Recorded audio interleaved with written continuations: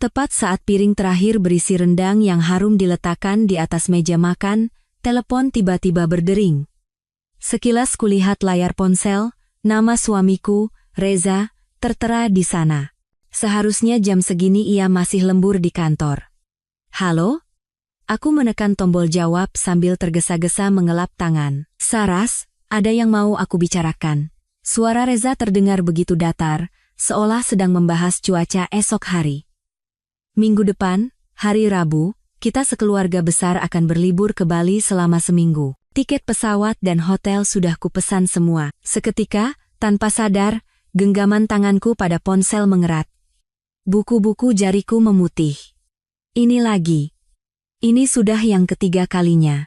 Seperti keheningan sebelum badai, suaraku terdengar anehnya tenang. Oh begitu. Berarti bapak, ibu, Bimo dan pacarnya, juga tante dan sepupunya. Pas 6 orang, ya? Aku sengaja berkata dengan nada ceria. Nah, villa yang kupesan kali ini kamarnya cuma 3, jadi kalau terlalu ramai nanti sempit dan tidak nyaman. Jadi, kamu tidak usah ikut, ya? Aku menarik napas dalam-dalam. Kupandangi meja makan yang penuh dengan 2 lauk utama rendang dan semur daging serta sayur lodeh, semua kesukaan Reza yang telah kusiapkan dengan sepenuh hati. Kini, semua makanan ini, bersama dengan harapanku, ditakdirkan untuk berakhir di tempat sampah. Begitu, ya. Baiklah, semoga liburan kalian menyenangkan. Suaraku terasa seperti gema yang datang dari tempat yang sangat jauh. Memang istriku, Saras, yang paling pengertian. Terdengar jelas Reza menghela napas lega. Oh iya, selama aku pergi, jangan lupa sirami tanaman di taman, ya. Kaktus-kaktus sukulenku juga, awas jangan sampai layu. Mengerti? Mengerti. Teleponku tutup. Aku berdiri mematung di tempatku. Layar ponsel yang menggelap terasa seperti cahaya yang meredup di dalam mataku. Sudah yang ketiga kalinya. 3 tahun pernikahan. Setiap tahun acara liburan keluarga, aku tidak pernah sekalipun diajak. Tahun pertama, alasannya karena aku baru saja keguguran, jadi tidak baik bepergian jauh. Tahun kedua, katanya pekerjaanku sedang sibuk, pasti sulit mengambil cuti. Tahun ini, ia bahkan sepertinya sudah malas mencari-cari alasan yang masuk akal. Dengan gerakan mekanis, aku membersihkan meja. Makanan yang belum tersentuh itu kutuangkan ke dalam kantong sampah. Tiba-tiba pergelangan tanganku bergetar, sebuah piring terlepas dari genggamanku dan jatuh ke lantai. Prang! Aku menatap nanar serpihan keramik yang berserakan di lantai. Betapa miripnya kepingan-kepingan itu dengan diriku saat ini. Terlihat indah di luar, namun rapuh dan mudah hancur berkeping-keping hanya dengan satu sentuhan persis seperti pernikahan ini. Ponselku bergetar lagi. Notifikasi dari grup WhatsApp keluarga mertua. Pesan dari ibu mertua. Anak-anak, tahun ini kita ke Bali lagi, ya? Berangkat Rabu, jangan lupa bawa sunblock semua. Katanya Bali lagi panas sekali.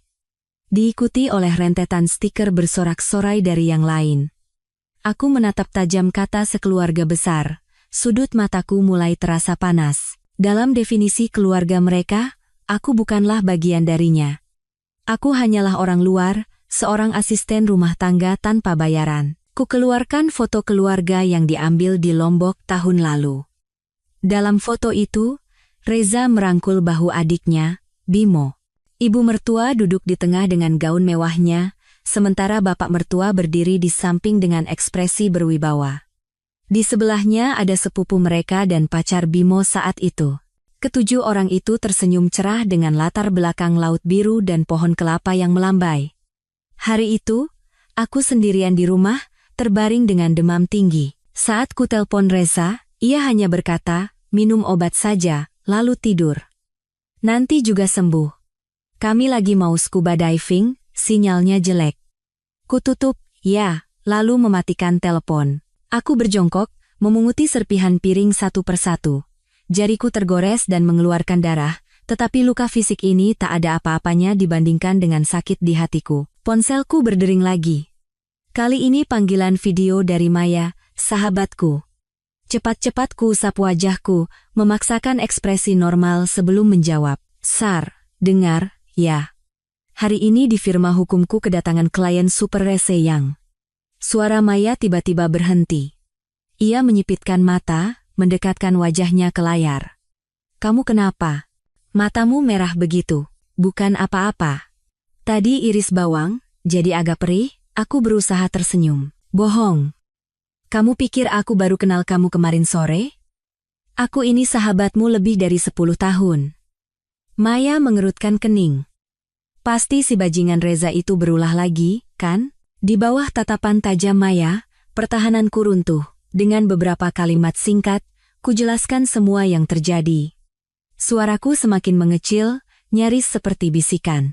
Aku merasa seperti bahan tertawaan. Mei, bahan tertawaan? Menurutku, keluarga Reza itu yang jadi bahan tertawaan. Saras, sadarlah. Mereka tidak pernah menganggapmu keluarga. Aku terdiam, jauh di dalam hati, aku sudah tahu itu. Aku hanya tidak mau mengakuinya. 3 tahun lalu, di pernikahan kami yang megah, Reza berlutut dan berjanji akan membahagiakanku. Bayangan itu masih begitu jelas. Bagaimana bisa semua berubah secepat ini? Saras, suara Maya tiba-tiba menjadi serius. Kamu ingat tidak? Dulu kalian pernah menandatangani perjanjian pranikah. Aku mengangguk. Sebulan sebelum menikah, Reza tiba-tiba mengajakku membuat perjanjian pranikah, katanya itu tradisi di keluarganya. Meskipun saat itu hatiku tidak nyaman, aku tetap menandatanganinya untuk membuktikan bahwa aku tidak mengincar harta keluarganya. Villa yang kamu tempati itu, kepemilikannya jelas atas namamu, kan? Itu hadiah dari orang tuaku. Sertifikatnya atas nama tunggalku sebagai harta bawaan. Aku mengerutkan kening. Kenapa tiba-tiba tanya soal itu? Maya ragu sejenak. Tidak apa-apa. Aku hanya ingin kamu lebih menjaga dirimu sendiri. Oh ya, minggu depan keluarga parasit itu pergi, kan? Bagaimana kalau kamu menginap di apartemenku beberapa hari? Daripada sendirian di rumah. Aku menolak tawaran baik Maya. Setelah menutup telepon, aku berdiri di depan jendela besar ruang keluarga, memandangi taman yang dirawat Reza dengan baik. Villa ini kami beli saat menikah. Uang mukanya dibayar oleh orang tuaku, dan biaya interiornya kugunakan dari tabunganku selama bertahun-tahun bekerja. Keluarga Reza hanya menambahkan sedikit, tetapi bersikeras agar nama Reza ikut dimasukkan ke dalam sertifikat. Alasannya, seorang laki-laki harus punya martabat. Malam semakin larut.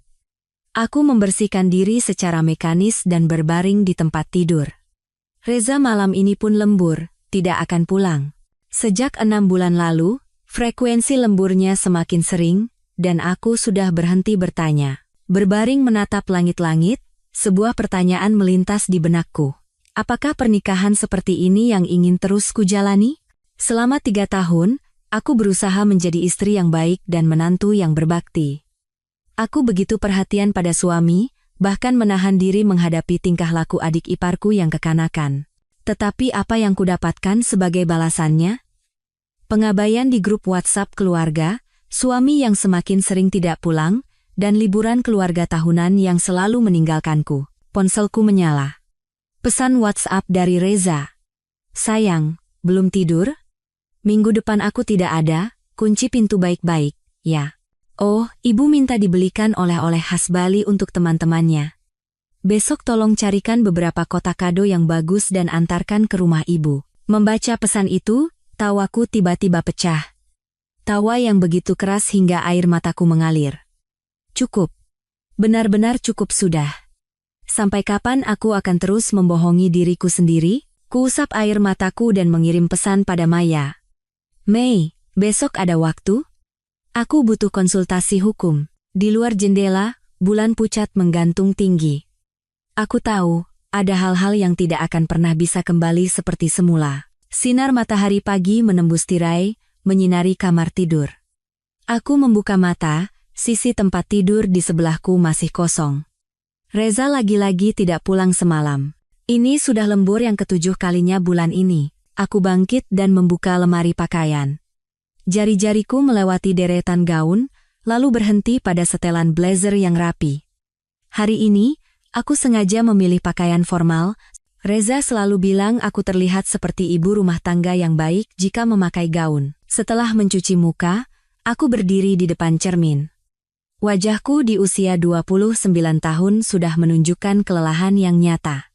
Garis halus di sekitar mata dan kulit kusam menceritakan kehidupan yang tertekan selama 3 tahun terakhir. Aku menutupi sisa-sisa tangisan semalam dengan alas bedak. Ting-tong. Bel pintu berbunyi. Dari interkom, kulihat rambut bob khas Maya dan tatapan tajamnya. Di kedua tangannya ada 2 cangkir kopi dan kantong kertas beraroma roti hangat. Aku tahu kamu pasti belum sarapan. Begitu pintuku buka, ia langsung menyodorkan makanan itu ke tanganku. Americano tanpa gula tambah susu, dan croissant kesukaanmu. Aroma kopi yang pekat membuat hidungku perih. Di kota ini, selain barista di kafe langgananku, hanya Maya yang ingat seleraku.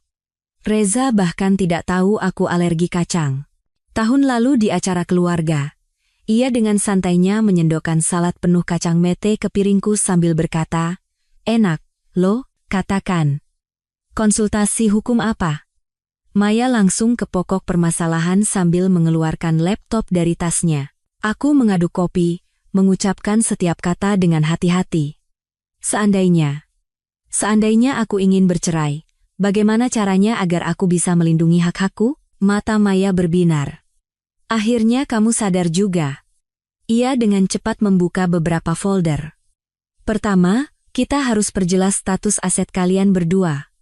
Kamu bilang punya villa atas namamu, kan? Iya. Uang mukanya dari orang tuaku, hadiah pernikahan. Awalnya sertifikatnya atas nama tunggalku. Tapi setelah menikah, Reza terus merengek minta namanya dimasukkan, katanya demi martabat. Jadi, aku setuju. Alis Maya menukik. Kapan itu? Sekitar 6 bulan setelah menikah. Waktu itu dia merajuk setiap hari. Katanya istri teman-temannya semua pakai nama bersama suami, cuma dia yang tidak, jadi malu di kantor. Aku luluh dan setuju. Aku tersenyum kikut. Jari-jari Maya menari cepat di atas keyboard.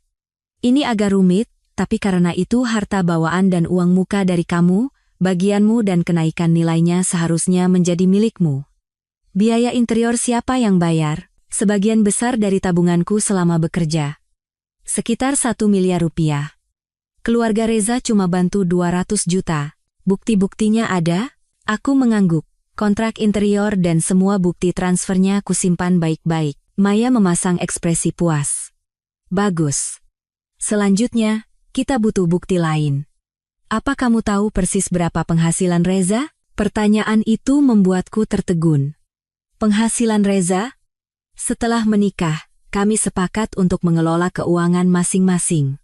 Ia hanya memberitahuku angka perkiraan, tapi aku tidak pernah bertanya secara spesifik. Mungkin sekitar 1,5 miliar setahun, setiap bulan dia memberiku 15 juta untuk biaya hidup. Pengeluaran lain kami tanggung masing-masing. Alis Maya nyaris tegak lurus. Apa? 3 tahun menikah masih pisah uang? Lalu cicilan KPR villa siapa yang bayar? Aku yang bayar. Suaraku semakin pelan. Reza bilang uangnya harus untuk investasi. Dan orang tuanya sudah tua, jadi harus siapkan dana untuk biaya rumah sakit. Saras. Maya menggebrak meja. Kamu itu ditipu, tahu tidak? Ini bukan hubungan pernikahan yang normal. Mataku kembali memanas. Mengungkapkan semua ini membuatku merasa begitu bodoh. Di mata orang lain, aku adalah seorang nyonya yang tinggal di villa mewah dan mengendarai mobil Eropa. Tapi kenyataannya, aku harus berpikir 2 kali hanya untuk membeli sepotong blazer yang bagus. Sementara itu, Reza bisa dengan mudah membelikan gelang giok seharga ratusan juta untuk ibunya. Kita harus cek kondisi keuangannya, kata Maya serius. Ada kesempatan untuk mengakses komputer atau dokumen-dokumennya, ruang kerjanya selalu dikunci. Katanya ada data klien penting di sana. Tiba-tiba aku teringat sesuatu, tapi aku punya kunci cadangannya. Aku bisa masuk saat dia tidak ada. Hati-hati. Jangan sampai ketahuan, Maya mengingatkan. Yang penting adalah rekening koran, catatan investasi, dan, ia ragu sejenak. Bukti perselingkuhan. Apa ada? Jantungku seperti ditusuk. Perselingkuhan. Kemungkinan yang selama ini coba kuabaikan, akhirnya muncul ke permukaan. Setelah Maya pergi, Aku berdiri di depan pintu ruang kerja Reza, menggenggam kunci di tanganku.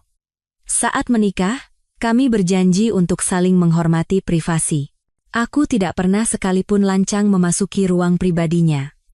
Hari ini, aku harus melanggar aturan itu. Suara kunci yang masuk ke lubang terdengar begitu keras. Saat pintu terbuka, aroma parfum pria yang samar menusuk hidungku. Ruang kerja itu sangat rapi. Buku-buku hukum di rak tersusun sesuai tinggi, dan meja kerjanya bebas debu. Pertama, aku memeriksa laci. Laci atas berisi dokumen kerja biasa. Laci tengah ada beberapa album foto. Kubuka tanpa berpikir, isinya hanya foto Reza dan keluarganya. Foto kami berdua hanya ada beberapa lembar. Laci paling bawah terkunci. Perilaku tidak wajar ini semakin memperkuat kecurigaanku. Aku mengedarkan pandangan, dan mataku berhenti pada sebuah brankas kecil di belakang rak buku. Brankas yang dibeli Reza tahun lalu dengan alasan untuk menyimpan dokumen penting. Ku coba memasukkan tanggal ulang tahun pernikahan kami. Salah. Ulang tahunnya. Juga salah. Terakhir. Ku coba tanggal ulang tahun ibunya. Klik. Brankas itu terbuka. Di dalamnya, ada tumpukan dokumen yang tertata rapi. Paling atas, ada sebuah sertifikat hak milik, SHM.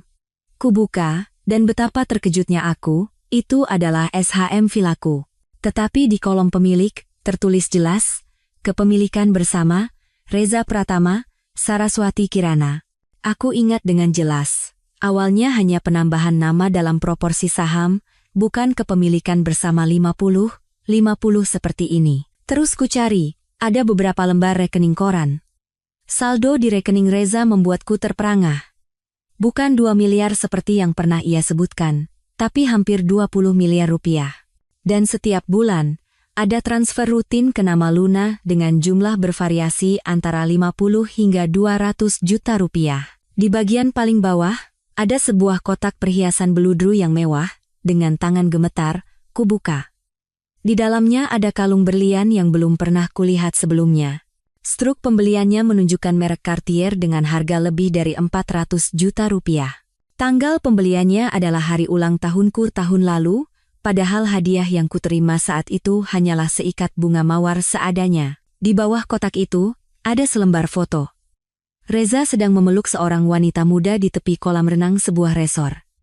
Mereka mengenakan pakaian renang pasangan dan tersenyum cerah. Di belakang foto tertulis, bersama cintaku, Luna, di Bali. Agustus 2024, itu adalah minggu, di mana ia bilang ada perjalanan dinas, dunia terasa berputar.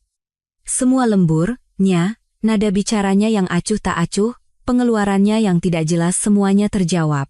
Getaran ponsel yang tiba-tiba membuatku nyaris menjatuhkan foto itu, pesan dari Reza.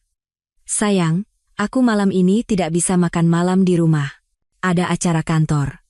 Aku menatap tajam pesan itu, lalu perhatianku tertuju pada foto profil WhatsApp-nya. Ia duduk di sebuah restoran mewah. Di lensa kacamatanya, terpantul gelas anggur dan tangan dengan kuteks merah di seberangnya. Saat ku perbesar, di pantulan jendela di belakangnya, samar-samar terlihat siluetnya bersama seorang wanita berambut panjang. Saat itu, hatiku anehnya menjadi tenang. Semua keraguan dan penyangkalan diri telah menemukan jawabannya. Aku tidak paranoid atau sensitif. Aku hanyalah seorang bodoh yang sedang ditipu. Dengan tenang, kufoto semua bukti itu dan kukirimkan ke email terenkripsi Maya. Lalu, kukembalikan semuanya ke tempat semula, mengunci brankas, dan keluar dari ruang kerja. Pukul 10 malam, Reza pulang dengan bau alkohol. Aku duduk di sofa ruang tamu, dengan tatapan kosong mengawasinya sempoyongan melepas sepatu. Sayang, belum tidur? Ia mendekat, hendak menciumku, tapi aku memalingkan wajah. Kamu bau parfum. Aku tidak suka, kataku datar. Reza terdiam sejenak, lalu tertawa. Tadi habis menemani klien, sayang. Mau bagaimana lagi, terpaksa kena sedikit. Kliennya pakai parfum banyak sekali. Oh, ya? Aku menatap lurus ke matanya. Klien yang namanya Luna itu juga? Ekspresi Reza menegang. Pengaruh alkoholnya seolah sirna separuh. Kakakmu bicara apa? Bukan apa-apa. Aku berdiri. Tiba-tiba teringat saja. Pasti melelahkan sekali, ya. Setiap bulan harus menemani klien yang sama berkali-kali. Wajah Reza memerah dan memucat. Saras, dengarkan aku. Aku bisa jelaskan, tidak perlu penjelasan. Aku memotongnya. Aku lelah, mau tidur duluan. Besok kan aku harus membeli kotak kado untuk oleh-oleh ibu. Kamu tidak lupa, kan? Aku berbalik dan masuk ke kamar tidur, meninggalkan Reza yang termangu sendirian di ruang tamu. Setelah menutup pintu, aku bersandar. Terdengar suara langkah panik dan bisikan di telepon dari luar. Pasti ia sedang memberitahu si Luna itu. Ponselku menyala.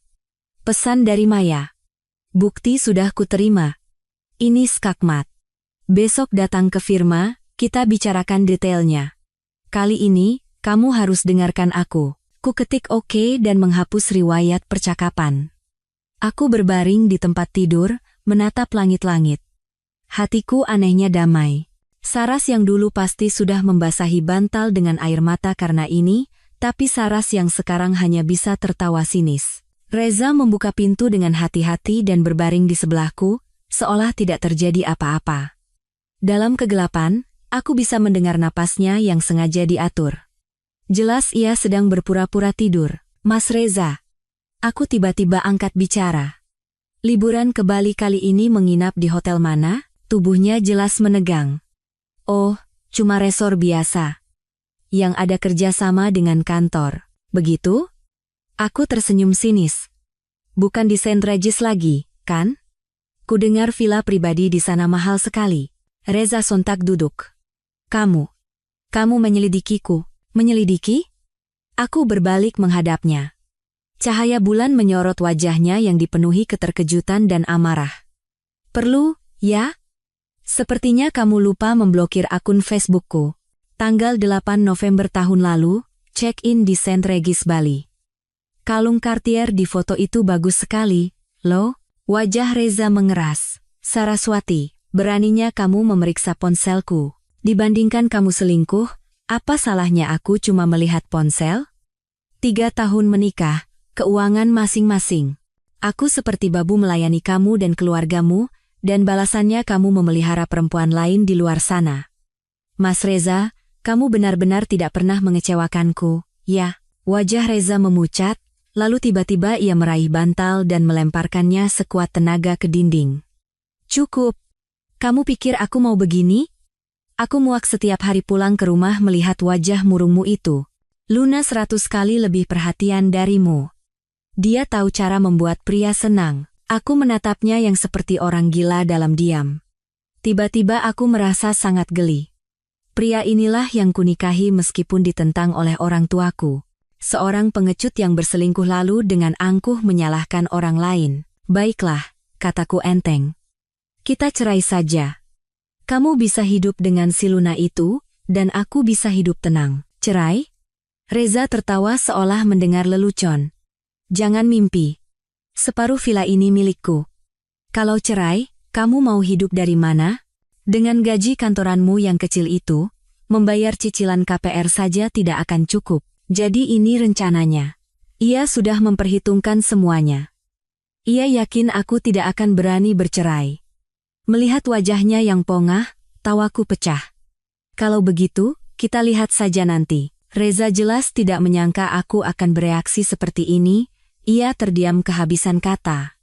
Aku kembali berbaring, mematikan lampu, dan memunggunginya.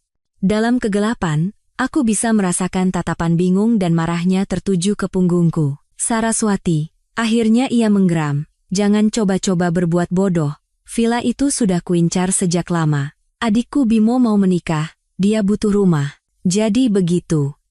Aku memejamkan mata, kuku-kukuku menancap dalam ketelapak tangan. Seluruh keluarga ini sudah merencanakannya sejak lama. Makan dari hartaku, tinggal di rumahku, dan pada akhirnya, berencana merebut rumahku untuk menikahkan adik ipar. Reza mulai mendengkur. Aku tidak bisa tidur semalaman. Saat fajar menyingsing, aku diam-diam bangkit, mengemasi beberapa barang penting dan dokumen, lalu keluar dari rumah itu. Udara pagi terasa sangat segar. Aku menarik napas dalam-dalam dan menelepon Maya. Mai, aku sudah memutuskan. Aku akan merebut kembali semua yang menjadi hakku. Di seberang telepon, suara Maya penuh semangat juang. Harus begitu. Aku tunggu di firma. Perang telah dimulai. Setelah menutup telepon, aku menyetop taksi. Dari kaca spion, villa tempatku tinggal selama 3 tahun perlahan menjauh. Kali ini, aku tidak akan pernah goyah lagi. Firma hukum Maya terletak di lantai 28 sebuah gedung kaca di kawasan SCBD. Aku duduk di ruang rapat. Di hadapanku, semua bukti yang telah dicetak oleh Maya terhampar. Situasinya lebih parah dari yang kukira. Maya membetulkan kacamatanya. Dari rekening koran ini, selama 2 tahun terakhir Reza telah mentransfer total 4.680 juta rupiah ke perempuan bernama Luna itu. Ini jelas-jelas tindakan pemborosan harta bersama. Aku mengangguk tanpa kata. Jariku tanpa sadar mengusap angka-angka dingin itu. 4.680 juta. Itu setara dengan gajiku selama puluhan tahun. Begitu mudahnya uang itu berpindah ke tangan perempuan lain. Yang lebih gawat lagi ini. Maya membuka setumpuk dokumen lain. Aku sudah memeriksa riwayat kredit Reza. 3 bulan lalu, dia mengambil pinjaman 10 miliar rupiah. Tujuannya renovasi rumah. Tapi villa kalian kan tidak ada rencana renovasi. 10 miliar? Aku mengangkat kepala. Dia tidak bilang apa-apa padaku. Karena dia memang tidak berniat memberitahumu, cibir Maya. Uang itu, seminggu setelah masuk ke rekeningnya, ditransfer dalam 5 tahap ke rekening Luna. Aku curiga dia membelikan rumah untuk perempuan itu. Suaraku bergetar. Apa benar begitu? Kemungkinan besar. Maya mengangguk. Tapi bukan itu masalah yang paling mendesak. Lihat ini. Ia membuka sebuah file digital. Di sana, percakapan WhatsApp antara Reza dan adiknya, Bimo, terpampang jelas. Maya menjelaskan, ini kudapatkan dari jalur khusus. Secara hukum sulit dijadikan bukti langsung, tapi cukup untuk mengetahui rencana mereka. Bimo. Mas, sudah bicara soal pinjaman dengan jaminan villa ke Mbak Saras? Reza, belum. Rencananya setelah pulang dari Bali. Akhir-akhir ini dia aneh. Sepertinya sudah curiga soal Luna. Bimo. Terus bagaimana? Rumah baru yang kulihat sama pacarku itu minggu depan harus kasih DP. Reza, tenang saja. Nama Mas kan ada di sertifikat villa itu, dia tidak bisa menolak. Kalaupun menolak, nanti biar ibu yang turun tangan. Dia kan nurut sama ibu. Aku menatap layar itu lekat-lekat. Dadaku sesak seolah ditindih batu. Mereka sudah merencanakan sejak lama untuk menjaminkan villaku demi membeli rumah baru untuk Bimo. Secara hukum, aset milik bersama bisa dijaminkan meskipun hanya dengan persetujuan salah satu pihak, kata Maya serius. Kalau mereka bergerak duluan, posisimu akan sangat dirugikan. Lalu aku harus bagaimana? Aku mengepalkan tangan. Apa aku harus pasrah saja? Tentu saja tidak. Mata Maya berkilat tajam. Kita yang harus menyerang lebih dulu. Uang muka dari orang tuamu, biaya interior sebagian besar dari kamu, semua ada buktinya. Kita bisa menuntut pembagian harta ulang dengan alasan Reza adalah pihak utama penyebab keretakan rumah tangga. Aku berpikir sejenak, lalu teringat sesuatu. Mai, bagaimana kalau kepemilikan bersama di sertifikat itu sendiri adalah hasil pemalsuan Reza? Mata Maya berbinar. Kamu punya bukti? Tidak pasti, tapi aku ingat betul. Awalnya itu pembagian saham proporsional. Lagi pula, cap dan tanda tangan di sertifikat yang ada di brankas itu kelihatannya agak aneh. Ini bisa jadi terobosan. Maya menepuk meja dengan semangat. Kalau kita bisa buktikan sertifikat itu dipalsukan, bukan hanya pengajuan jaminan menjadi tidak sah, Reza juga bisa kena tuntutan pidana. Kami menyusun rencana kasar. Pertama, aku harus diam-diam mencari bukti tambahan. Kedua, cepat memastikan keaslian sertifikat itu. Terakhir, menyiapkan gugatan cerai. Saat meninggalkan firma, Maya memberiku 1 set kunci. Ini apartemen studioku, sedang kosong, tinggal di sana untuk sementara. Jangan kembali ke villa. Reza kalau sudah terdesak bisa nekat. Aku memeluknya erat, berterima kasih. Saat keluar dari gedung, mataku silau oleh terik matahari. Ponselku berdering. Panggilan dari Reza. Aku menarik napas dalam-dalam dan menjawab, "Saraswati, kamu di mana?" Suara Reza penuh amarah. "Ibu telepon, katanya kotak kado belum kamu kirim.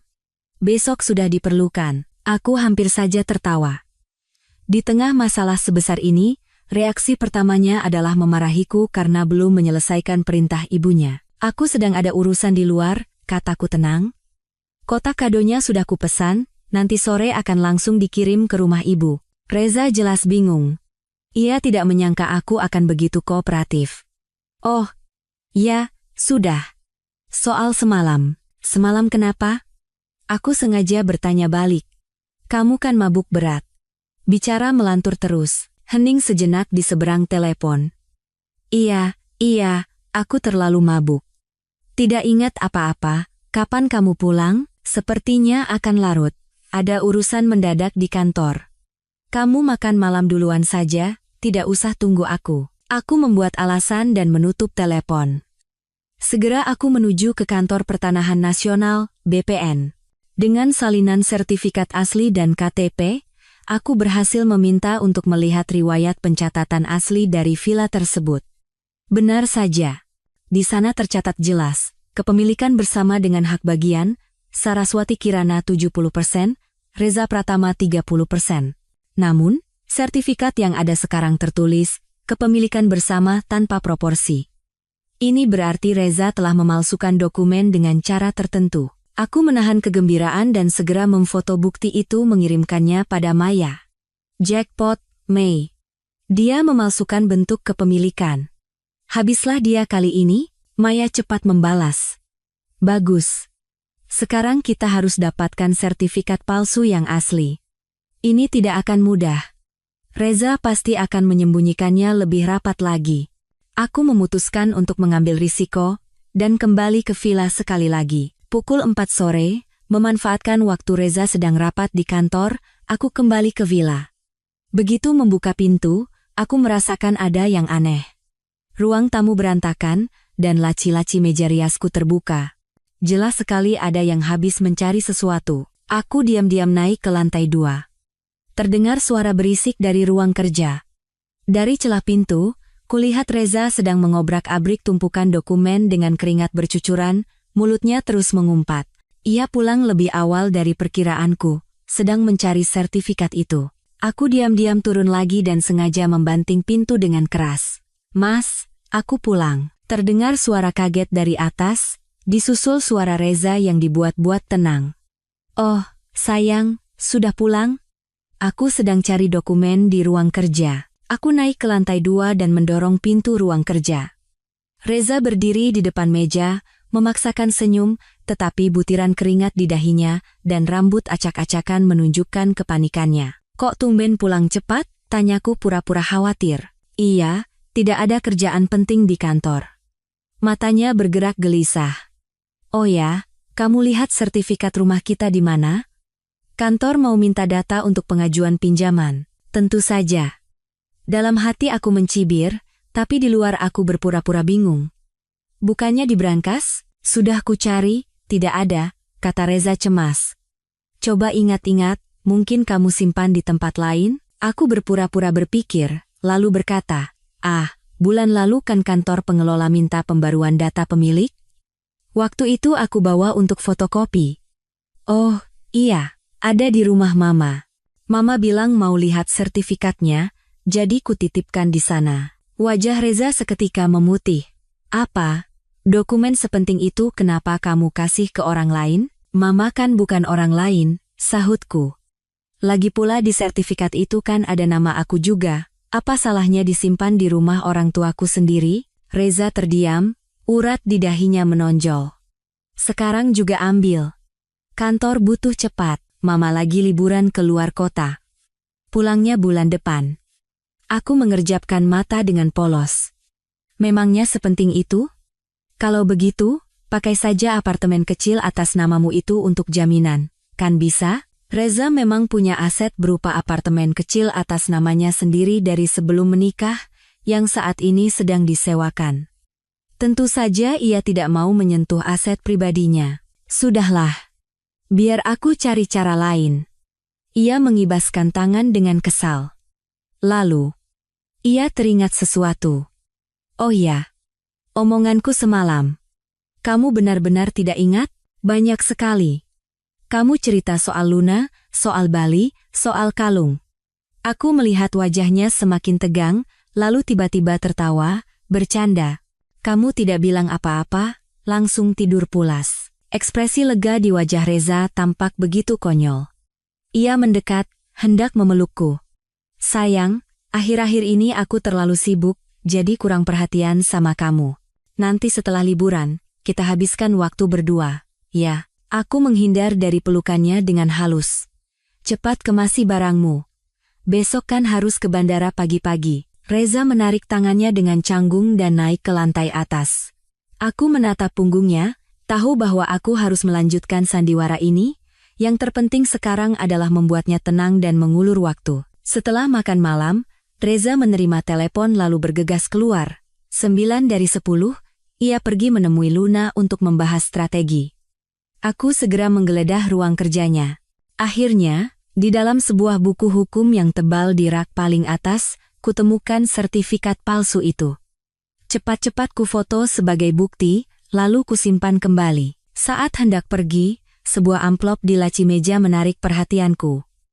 Kubuka, dan betapa terkejutnya aku, di dalamnya ada surat perjanjian pinjaman jaminan yang sudah diisi. Nilai taksiran villa 20 miliar rupiah, jumlah pinjaman 8 miliar, dengan tujuan investasi bersama keluarga. Yang paling mengerikan, di kolom tanda tangan peminjam, tanda tanganku dipalsukan dengan sangat mirip. Jelas bukan aku yang menandatanganinya. Reza telah memalsukan tanda tanganku. Dengan tangan gemetar, ku foto semua bukti itu dan mengembalikannya dengan hati-hati. Baru saja aku akan keluar dari ruang kerja, ponselku berdering. Ibu mertua, Saras. Suaranya masih terdengar angkuh. Kotak kado besok pasti datang, kan? Harus yang kotaknya mewah, ada lapisan emasnya. Jangan sampai salah. Iya, Bu. Jangan khawatir, semua sudah disiapkan. Aku menahan rasa muak sambil menjawab. Lalu, ia melanjutkan perintahnya. Selama kami pergi, jangan lupa sirami tanaman di rumah seminggu sekali. Sukulen-sukulen Reza itu mahal, loh. Oh, sama acar yang ibu buat di kulkas, minggu depan sudah bisa dimakan. Nanti keluarkan dan jemur, ya. Aku menjawab sekenanya sambil melirik jam. Sudah pukul 10 malam, Reza belum juga kembali. Setelah menutup telepon, aku memutuskan untuk tidak menunggu lagi. Ku kemasi beberapa setel pakaian dan dokumen penting, lalu meninggalkan villa untuk menuju apartemen Maya. Di jalan, ku telpon orang tuaku, menjelaskan situasi secara garis besar. Di luar dugaan, ayah tidak memarahiku karena tidak mendengarkan nasihatnya. Justru, beliau berkata dengan tegas, "Nak, apapun keputusanmu, keluarga akan selalu mendukungmu. Villa itu memang kami berikan untukmu, jangan sampai jatuh ke tangan keluarga Pratama itu." Terdengar isak tangis ibu dari seberang telepon. "Anak bodoh. Kenapa kamu menanggung semua ini sendirian dan tidak bilang dari dulu?" Menutup telepon, air mataku yang kutahan akhirnya pecah. Aku menangis sesenggukan di kursi belakang taksi. Aku tidak pernah berjuang sendirian. Aku hanya terlalu gengsi untuk menunjukkan sisi lemahku di hadapan keluarga. Apartemen Maya kecil tapi nyaman.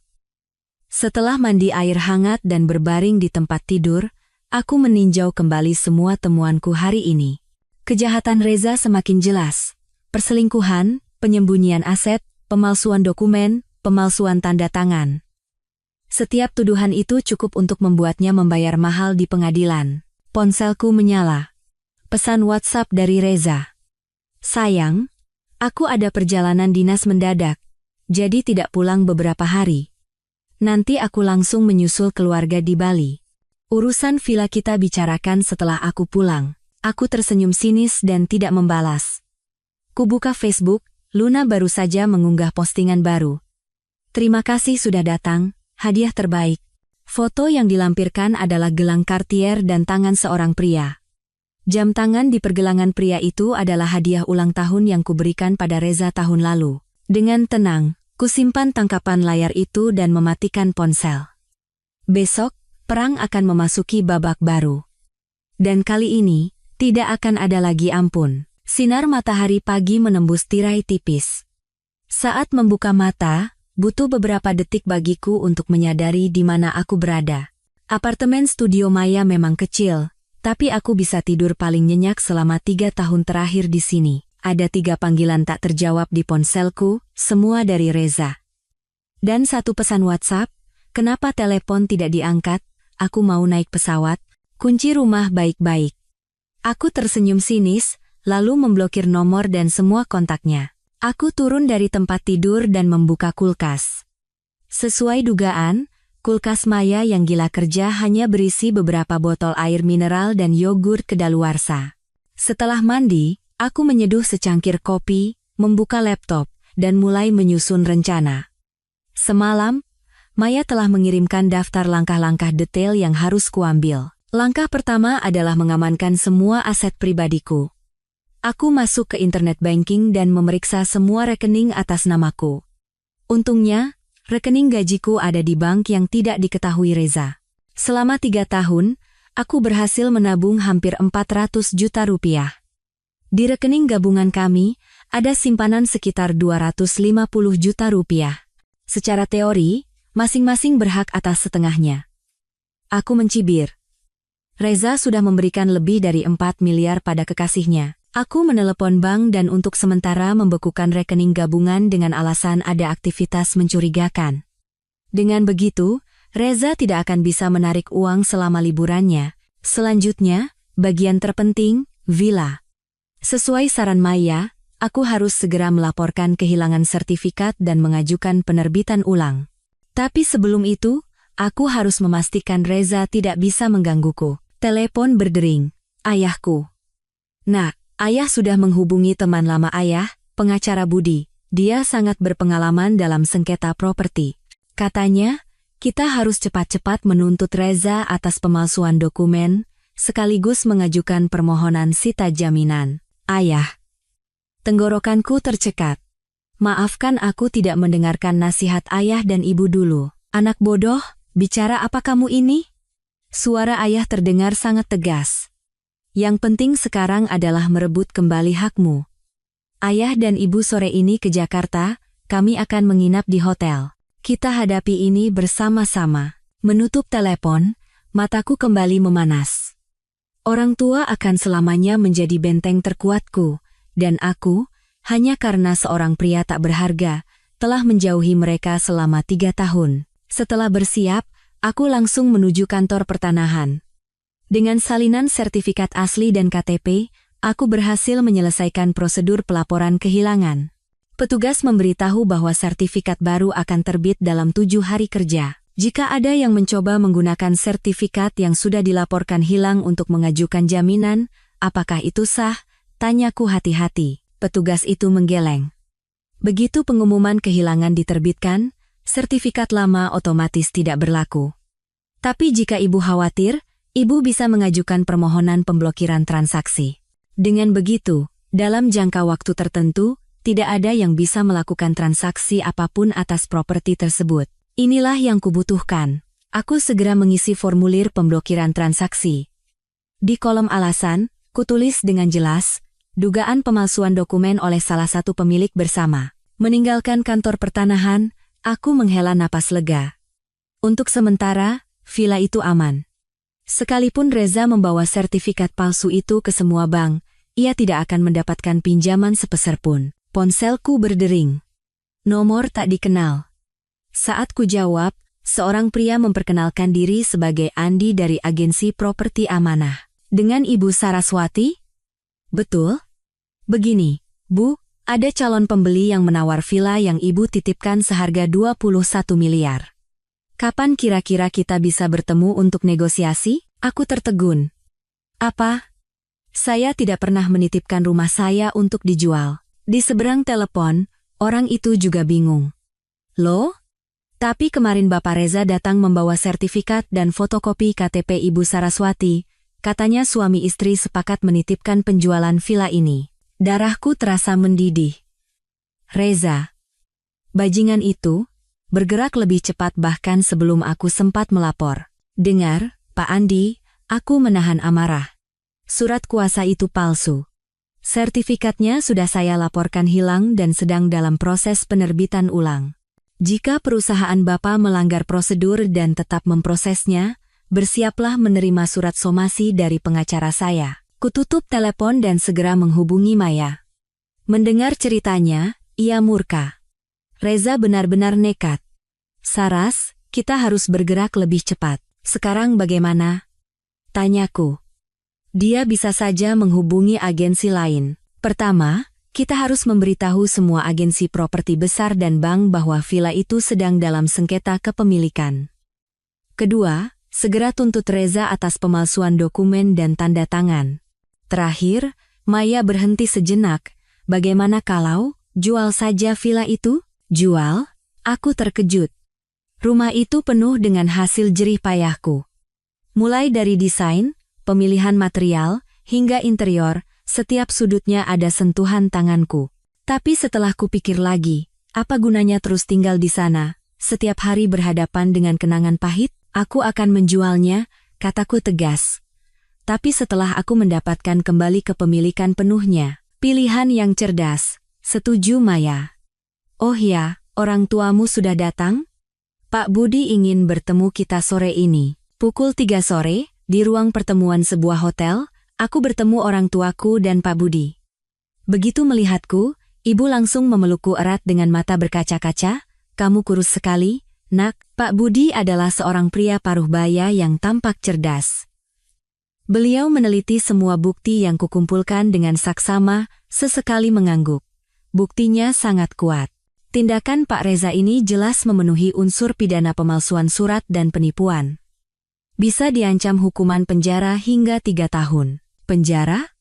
Aku menggeleng.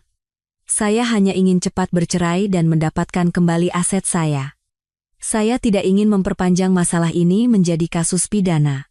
Bagaimanapun, kami pernah bersama selama 3 tahun. Pak Budi memahami maksudku dan mengangguk. Kalau begitu, kita fokus pada gugatan perdata. Menurut hukum perkawinan, tindakan Pak Reza yang hidup bersama wanita lain layaknya suami istri dan memberikan aset dalam jumlah besar selama masa perkawinan adalah kesalahan fatal. Dalam pembagian harta, ia bisa mendapatkan bagian yang lebih sedikit, atau bahkan tidak sama sekali. Kami menyepakati strategi gugatan. Pertama, mengajukan sita jaminan untuk membekukan aset atas nama Reza. Kemudian, mengajukan gugatan cerai, menuntut pembagian ulang kepemilikan villa, dan sekaligus menuntut ganti rugi atas harta bersama yang telah dihabiskan Reza. Ada satu masalah lagi, Pak Budi membetulkan kacamatanya. Apakah kita tahu di mana posisi Pak Reza sekarang? Pengadilan perlu mengirimkan surat panggilan. Aku membuka WhatsApp dan masuk ke grup keluarga mertua. Meskipun notifikasinya kumatikan, aku masih bisa melihat foto yang mereka unggah. Foto terbaru adalah foto keluarga di sebuah pantai di Bali. Reza merangkul pinggang Luna dan tersenyum cerah. Keterangannya, foto keluarga. Calon menantu baru, Luna. Sayang menantu lama tidak ikut. Tanganku gemetar hebat hingga nyaris tak bisa memegang ponsel. Jadi begitu. Liburan keluarga Reza sejak awal memang sudah direncanakan untuk membawa Luna, dan aku, istri sahnya, disingkirkan sepenuhnya. Dia ada di Hotel Mulia, Bali. Aku menyerahkan ponselku pada Pak Budi dengan datar. Di foto itu tertera waktu dan lokasi. Pak Budi memfoto bukti itu, lalu bertanya, "Kapan Ibu Saraswati berencana mengambil semua barang-barang dari villa? Saya akan membereskannya hari ini." Aku sudah membulatkan tekad. Karena Reza berani membawa kekasihnya berpura-pura menjadi keluarga dalam liburan, aku juga tidak perlu lagi menjaga mukanya. Kembali ke villa, aku mulai mengemasi barang-barang pribadiku secara sistematis. Buku-buku kuliahku di ruang kerja, pakaian dan sepatu di ruang ganti, peralatan makan yang kupilih dengan cermat di dapur. 3 tahun pernikahan ternyata menumpuk banyak sekali barang. Saat sedang berkemas, bel pintu berbunyi. Dari interkom, Kulihat seorang wanita asing membawa setumpuk dokumen. "Permisi, apa benar ini kediaman Bapak Reza Pratama?" tanyanya sopan. "Saya petugas dari Bank ABC. Bapak Reza meminta saya mengambil beberapa dokumen." Petugas bank. Gerakan Reza lebih cepat dari dugaanku. Kubuka pintu, tapi tidak mempersilakannya masuk. "Dokumen apa?" Katanya Bapak Reza sudah memberitahu ibu. "Sertifikat kepemilikan villa dan KTP asli Ibu Saraswati." Tatapannya mencoba melongok ke dalam rumah. Aku hampir tertawa karena marah. Reza, dengan kendali jarak jauh, menyuruh petugas bank datang ke rumah untuk mengambil dokumen. "Maaf, saya tidak tahu menahu soal itu," kataku dingin. "Dan sertifikatnya tidak ada di sini." Wanita itu tampak kebingungan. "Tapi Bapak Reza bilang, apapun yang dia katakan tidak penting," potongku.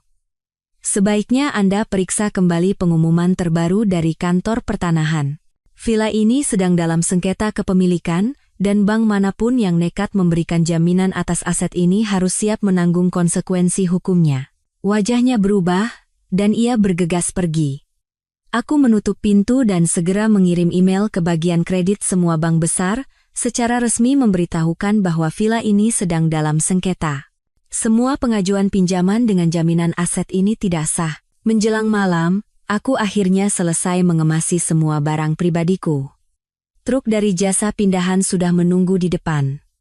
Para pekerja mulai mengangkut kardus satu persatu ke dalam truk. Aku menatap untuk terakhir kalinya tempat yang pernah kusebut rumah. Tidak ada sedikit pun rasa sesal di hatiku. Tunggu sebentar. Tiba-tiba aku teringat sesuatu. Aku kembali ke kamar dan mengambil sebuah kotak kecil dari nakas. Di dalamnya ada sepasang anting mutiara, satu-satunya peninggalan dari nenekku. Selama 3 tahun, aku tidak berani memakainya karena terlalu berharga. Sekarang, akhirnya anting itu bisa kembali ke pemiliknya. Aku mengunci pintu depan dan menitipkan kunci pada petugas keamanan di pos Satpam, memberitahukan bahwa aku pindah. Semua urusan terkait villa ini akan ditangani oleh pengacaraku. Pak Satpam itu sudah mengenalku sejak hari pertama aku pindah. Ia bertanya dengan ragu, "Ada masalah apa, Bu?" "Panggil saja saya Saras," koreksiku sambil tersenyum. "Terima kasih atas bantuannya selama ini, Pak." Aku mengemudi menuju hotel tempat orang tuaku menginap. Hatiku terasa lebih ringan dari sebelumnya. Di jalan, sebuah pesan masuk dari Maya. Permohonan sita jaminan disetujui. Semua rekening atas nama Reza dibekukan. Pengumuman kehilangan sertifikat juga sudah terbit di koran, sudah sah secara hukum. Aku membalas terima kasih dan melakukan panggilan internasional. Di seberang telepon adalah Emma, teman sekamarku saat kuliah di London, yang sekarang menjadi eksekutif senior di sebuah perusahaan multinasional. "Emma, lama tidak bicara." Suara Emma penuh semangat. "Saras, apa kabar? Posisi di cabang Singapura yang pernah kamu ceritakan itu masih kosong?" Tanyaku dengan tatapan lurus ke depan dan suara yang mantap. "Sepertinya, aku butuh awal yang baru." Seminggu kemudian, aku duduk di kantor Pak Budi, meninjau kembali draft gugatan cerai yang baru saja selesai. Gugatan itu merinci semua kesalahan Reza, hidup bersama wanita lain, memalsukan dokumen, menghabiskan harta bersama. Setiap poin didukung oleh bukti yang kuat. Pengadilan sudah menerima berkasnya. Surat panggilan akan segera dikirimkan ke hotel tempat Pak Reza menginap di Bali, kata Pak Budi sambil menyerahkan setumpuk dokumen lain. "Ini adalah surat penetapan sita jaminan. Semua rekening bank, saham, dan properti atas nama Pak Reza telah dibekukan." Aku mengangguk, membalik halaman terakhir. Reaksi Reza lebih hebat dari yang kubayangkan. Tepat di hari ia menerima surat dari pengadilan, ia hendak pulang dari Bali, tetapi kartu kreditnya dibekukan sehingga ia bahkan tidak bisa membeli tiket pesawat. Akhirnya ia harus meminjam uang dari adiknya. "Dia mungkin sudah tiba di Jakarta sekarang," Pak Budi mengingatkan. "Apakah Anda perlu mencari tempat yang lebih aman untuk sementara?" "Tidak perlu, Pak." Aku menggeleng. Sudah waktunya saya menghadapinya secara langsung. Baru saja kalimat itu selesai, ponselku berdering hebat. Nama Reza berkedip-kedip di layar. Ini adalah nomor kesekian yang ia gunakan setelah kublokir. Aku menekan tombol jawab dan mengaktifkan pengeras suara. Saraswati, kamu sudah gila, hah? Teriakan Reza menggema di seluruh ruangan. Beraninya kamu menggugatku? Membekukan semua rekeningku? Pak Reza, kataku tenang. Tolong jaga ucapan Anda. Pengacara saya sedang merekam pembicaraan ini. Hening sejenak di seberang telepon. Kemudian, suaranya melunak. Saras, sayang, apa kita harus sampai seperti ini? Kita bisa bicarakan baik-baik, kan? Aku tersenyum sinis. Saat kamu memalsukan sertifikat dan tanda tangan di surat perjanjian pinjaman, kenapa kamu tidak berpikir untuk bicara baik-baik denganku? Saat kamu membawa pacarmu liburan dan pamer sebagai keluarga, kenapa kamu tidak berpikir untuk bicara baik-baik? Itu semua salah paham. Reza mencoba berkilah dengan panik. Luna itu hanya sepupu jauhku. Foto keluarga itu cuma bercanda. Sertifikat itu mungkin kesalahan dari kantor pertanahan, kita bisa perbaiki. Pak Reza, aku memotong kebohongannya yang kikuk. Kita bertemu di pengadilan. Kututup telepon. Pak Budi mengangguk memuji. Penanganan yang sangat baik. Sekarang, dia pasti akan bermain kotor. Kita harus bersiap. Benar saja, kurang dari 30 menit kemudian, pesan darurat masuk dari Maya. Reza membawa orang tuanya ke villa. Dia mengamuk di pos satpam, menuntut kunci diganti. Aku dan Pak Budi segera meluncur ke sana. Dari kejauhan, suara melengking ibu mertua sudah terdengar. Anak saya pemilik rumah ini, kenapa tidak boleh masuk? Kalian ini satpam dibayar sama siapa? Jangan-jangan sudah disogok perempuan itu. Pak Satpam tampak sangat kebingungan. Mohon maaf Bu. Ibu Saraswati sudah secara resmi melaporkan kehilangan sertifikat dan sedang dalam proses penerbitan ulang. Secara hukum, saat ini hanya Ibu Saraswati yang memiliki hak atas villa ini. Omong kosong. Bapak mertua menggebrak meja. Separuh villa ini milik anak saya.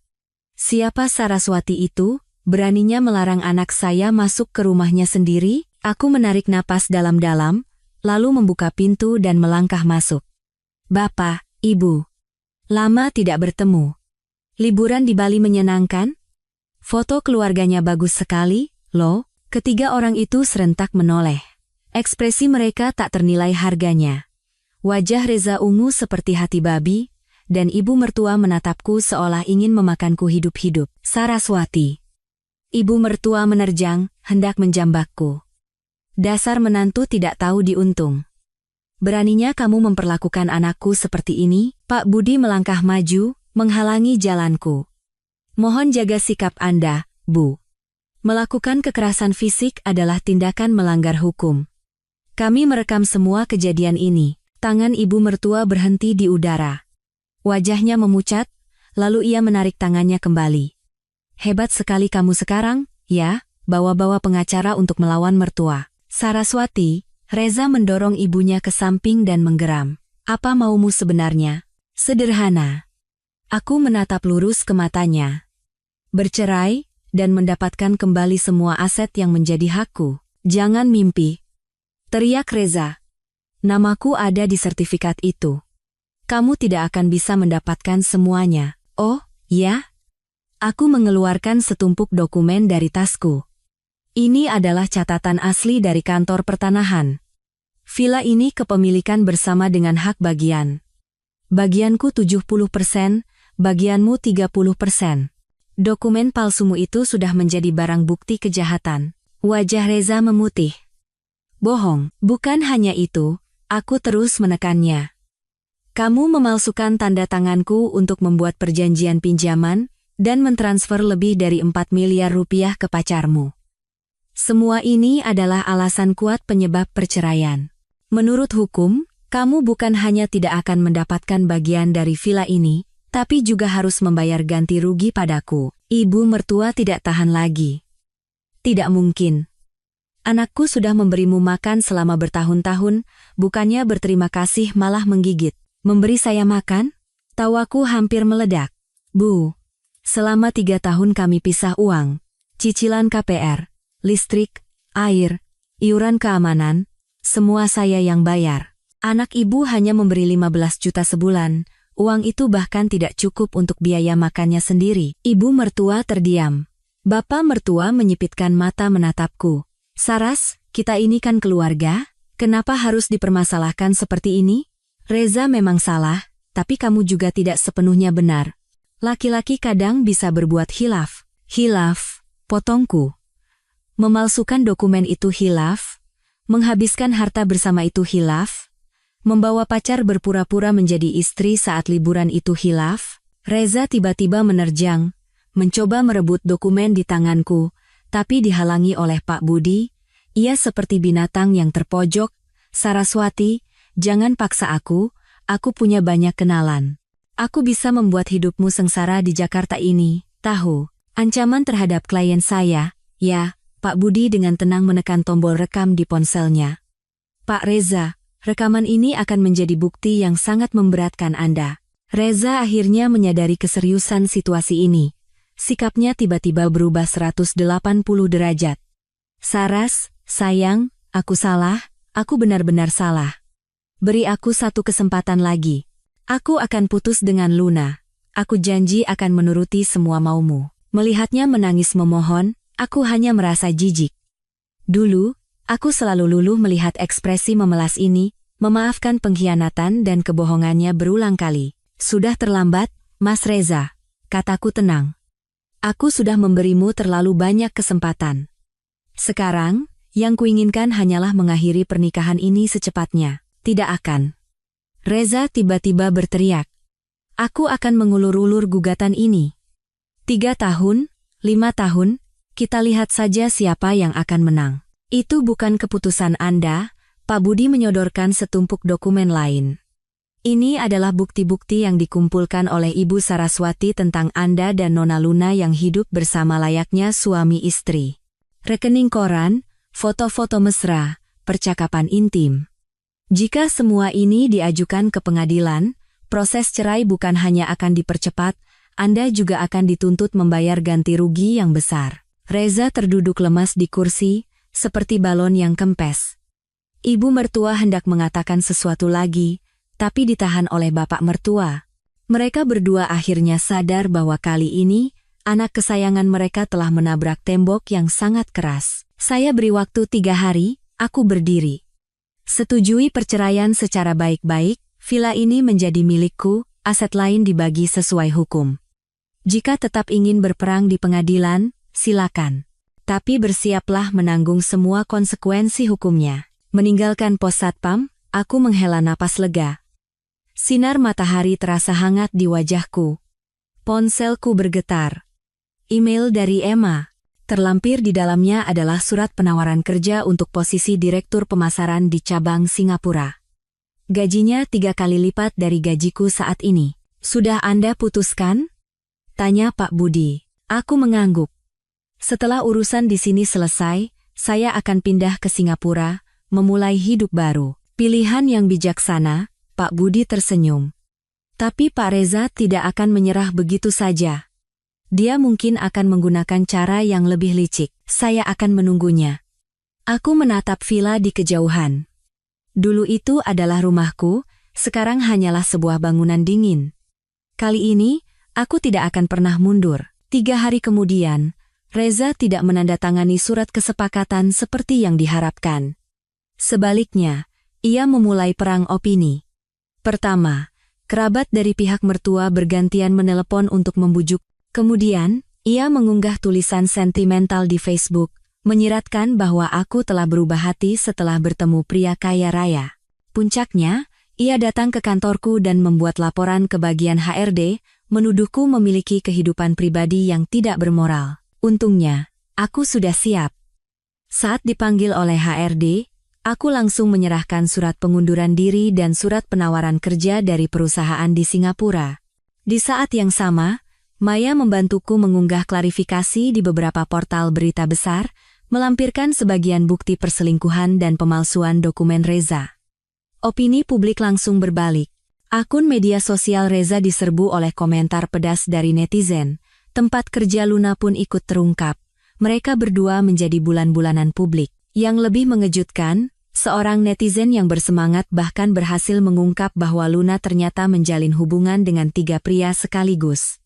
Reza menjadi bahan tertawaan seluruh negeri. Kali ini dia benar-benar tamat, kata Maya puas. Tapi kami meremehkan betapa tidak tahu malunya Reza. Suatu malam saat hujan deras, ia datang bersama adiknya, Bimo, mendobrak masuk ke villa tempat aku sedang berkemas. Ia mengancam akan mati bersamaku. Saraswati. Reza berbau alkohol, matanya merah menyala. Kamu sudah menghancurkan hidupku, jadi aku juga akan menghancurkanmu. Bimo mengangkat ponselnya, merekam. Mbak Saras, sebaiknya Mbak tarik gugatannya. Kalau tidak, video rekonsiliasi antara Mbak dan Mas Reza ini akan tersebar besok. Aku langsung mengerti siasat licik mereka. Mereka ingin membuat drama rekonsiliasi palsu, atau bahkan lebih buruk, skenario pemerkosaan. Jantungku berdebar kencang, tapi aku berusaha tetap tenang. Mas Reza, kamu sadar ini tindakan kriminal? Kriminal? Reza tertawa sinis. Antara suami istri mana ada kriminal? Ku beritahu. Ya. Setelah malam ini, mau kamu tarik gugatan atau tidak, reputasimu akan hancur. Saat ia menerjang, aku menekan tombol darurat di sakuku. Alarm yang memekakan telinga berbunyi.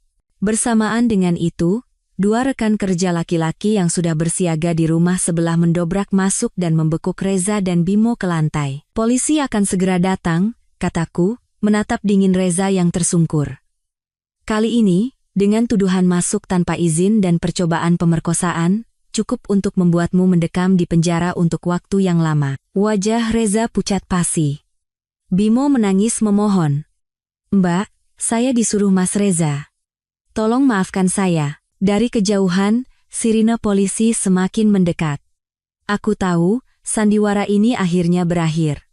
Serangan terakhir Reza justru memberiku kesempatan untuk bebas sepenuhnya darinya. Saat polisi memborgol Reza, ia tiba-tiba mengangkat kepala dan bertanya, Saraswati, apa kamu pernah benar-benar mencintaiku? Aku terdiam sejenak, lalu menjawab dengan jujur. Pernah, tapi sekarang, yang tersisa hanyalah rasa jijik. Mobil polisi menjauh, hujan pun reda. Aku berdiri di depan pintu villa, menatap tempat yang penuh kenangan ini. Hatiku anehnya tenang. Besok, rumah ini akan resmi kumasukkan ke daftar jual. Minggu depan, sidang cerai pertama. Sebulan lagi, aku akan berada di Singapura, memulai kehidupan yang sama sekali baru. Telepon berdering. Pesan dari ibu. Nak, ibu sudah buatkan siomay kesukaanmu. Pulanglah makan. Aku tersenyum dan membalas. Iya, Bu. Aku segera ke sana. Sebuah bintang berkelip di langit malam. Aku tahu, itulah bintang penunjuk jalanku, yang akan membimbingku untuk terus melangkah maju. Sehari sebelum sidang cerai pertama, aku menerima telepon dari kantor polisi. Reza, saat berlibur di Bali, ternyata telah berhasil menggunakan sertifikat palsu itu untuk mendapatkan pinjaman 20 miliar rupiah dari sebuah perusahaan pembiayaan kecil. Kini, perusahaan itu menemukan adanya pemalsuan dokumen dan melaporkannya. Ibu Saraswati, Anda adalah salah satu korban dalam kasus ini. Kami mohon kerjasama Anda untuk penyelidikan. Suara petugas polisi itu terdengar serius dan sopan. Menutup telepon, aku segera menghubungi Pak Budi. Mendengar kabar itu, ia tidak bisa menahan tawa. Pak Reza ini benar-benar menggali kuburnya sendiri. Pemalsuan surat dengan nilai kerugian sebesar itu, minimal hukumannya 3 tahun penjara. Dia akan dipenjara? Tanyaku. Sangat mungkin, kata Pak Budi dengan yakin. Dan ini akan sangat menguntungkan gugatan cerai kita. Hakim akan mengakui kesalahan fatal Pak Reza, dan pembagian harta pasti akan memihak Anda. Seharusnya aku senang, tapi ada perasaan campur aduk yang tak bisa kujelaskan. 3 tahun pernikahan berakhir dengan cara seperti ini, sungguh ironis. Hari persidangan, pelataran pengadilan dipenuhi wartawan. Sejak ceritaku viral di internet, kasus perceraian ini menjadi topik hangat, bahkan ada yang membuat gerakan tagar, dukung Saraswati. Reza datang terlambat bersama orang tua dan pengacaranya. Hanya dalam 2 minggu, ia tampak menua 10 tahun. Matanya cekung, wajahnya pucat pasi. Saat melihatku, matanya berkilat benci, namun segera berubah menjadi ketakutan. Ia tahu betul, ia tidak hanya menghadapi gugatan cerai, tapi juga tuntutan pidana. Persidangan berjalan lancar di luar dugaan. Pengacara Reza mencoba berargumen bahwa transfer uang itu hanyalah bentuk pergaulan biasa dan Luna adalah sepupu jauh. Tetapi saat hakim melihat foto-foto mesra dan percakapan vulgar mereka, pengacara itu pun tak bisa berkata-kata lagi. Mengenai pemalsuan sertifikat dan tanda tangan, pihak Reza semakin tidak bisa berkutik. Saat hakim bertanya mengapa ia melakukannya, jawabannya membuat seluruh ruang sidang tercengang. Adik saya mau menikah, tapi calon istrinya tidak memberikan uang hantaran.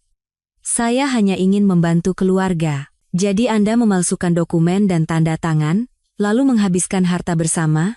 Tanya hakim dengan tegas. Apakah Anda tahu konsekuensi hukum dari tindakan ini? Reza menunduk, tidak menjawab. Ibunya di kursi pengunjung menangis histeris hingga harus dibawa keluar oleh petugas keamanan. Saat jeda sidang, Reza tiba-tiba menghampiriku. Saras, demi 3 tahun kebersamaan kita, tolong tarik gugatannya. Villa itu akan kuberikan padamu. Uang itu juga aku tidak butuh. Sudah terlambat, Mas Reza, aku menatapnya dengan tenang. Aku sudah memberimu kesempatan. Kamu sendiri yang memilih jalan terburuk. Kamu mau membunuhku? Teriaknya dengan mata memerah. Kalau aku masuk penjara, hidupku akan hancur. Itu adalah akibat dari perbuatanmu sendiri. Aku berbalik, tidak mau melihatnya lagi. Putusan akhir jauh melampaui harapanku. Pengadilan mengabulkan perceraian. Villa sepenuhnya menjadi milikku. Uang 4 miliar lebih yang ditransfer Reza pada Luna harus dikembalikan seluruhnya kepadaku. 70% dari simpanan atas nama Reza diputuskan menjadi ganti rugi untukku. Selain itu, Reza juga harus menanggung semua biaya pengacara dan biaya pengadilan. Saat hakim membacakan putusan, wajah Reza pucat pasi. Ibunya di kursi pengunjung pingsan di tempat. Para wartawan menggila memotret. Di bawah kilatan lampu kamera, potret tragis keluarga Reza terabadikan selamanya. Keluar dari pengadilan, sinar matahari terasa menyilaukan. Pak Budi menepuk pundakku. Selamat, Bu Saraswati. Keadilan telah ditegakkan. Terima kasih, Pak Budi. Aku berkata tulus. Tanpa bantuan Bapak, saya tidak mungkin bisa menang telak seperti ini. Apa rencana Anda selanjutnya? Bagaimana dengan villanya? Akan saya jual, kataku tanpa ragu. Sudah saya titipkan pada agen properti. Minggu depan saya akan berangkat ke Singapura, memulai pekerjaan baru. Pak Budi mengangguk. Pilihan yang bijaksana.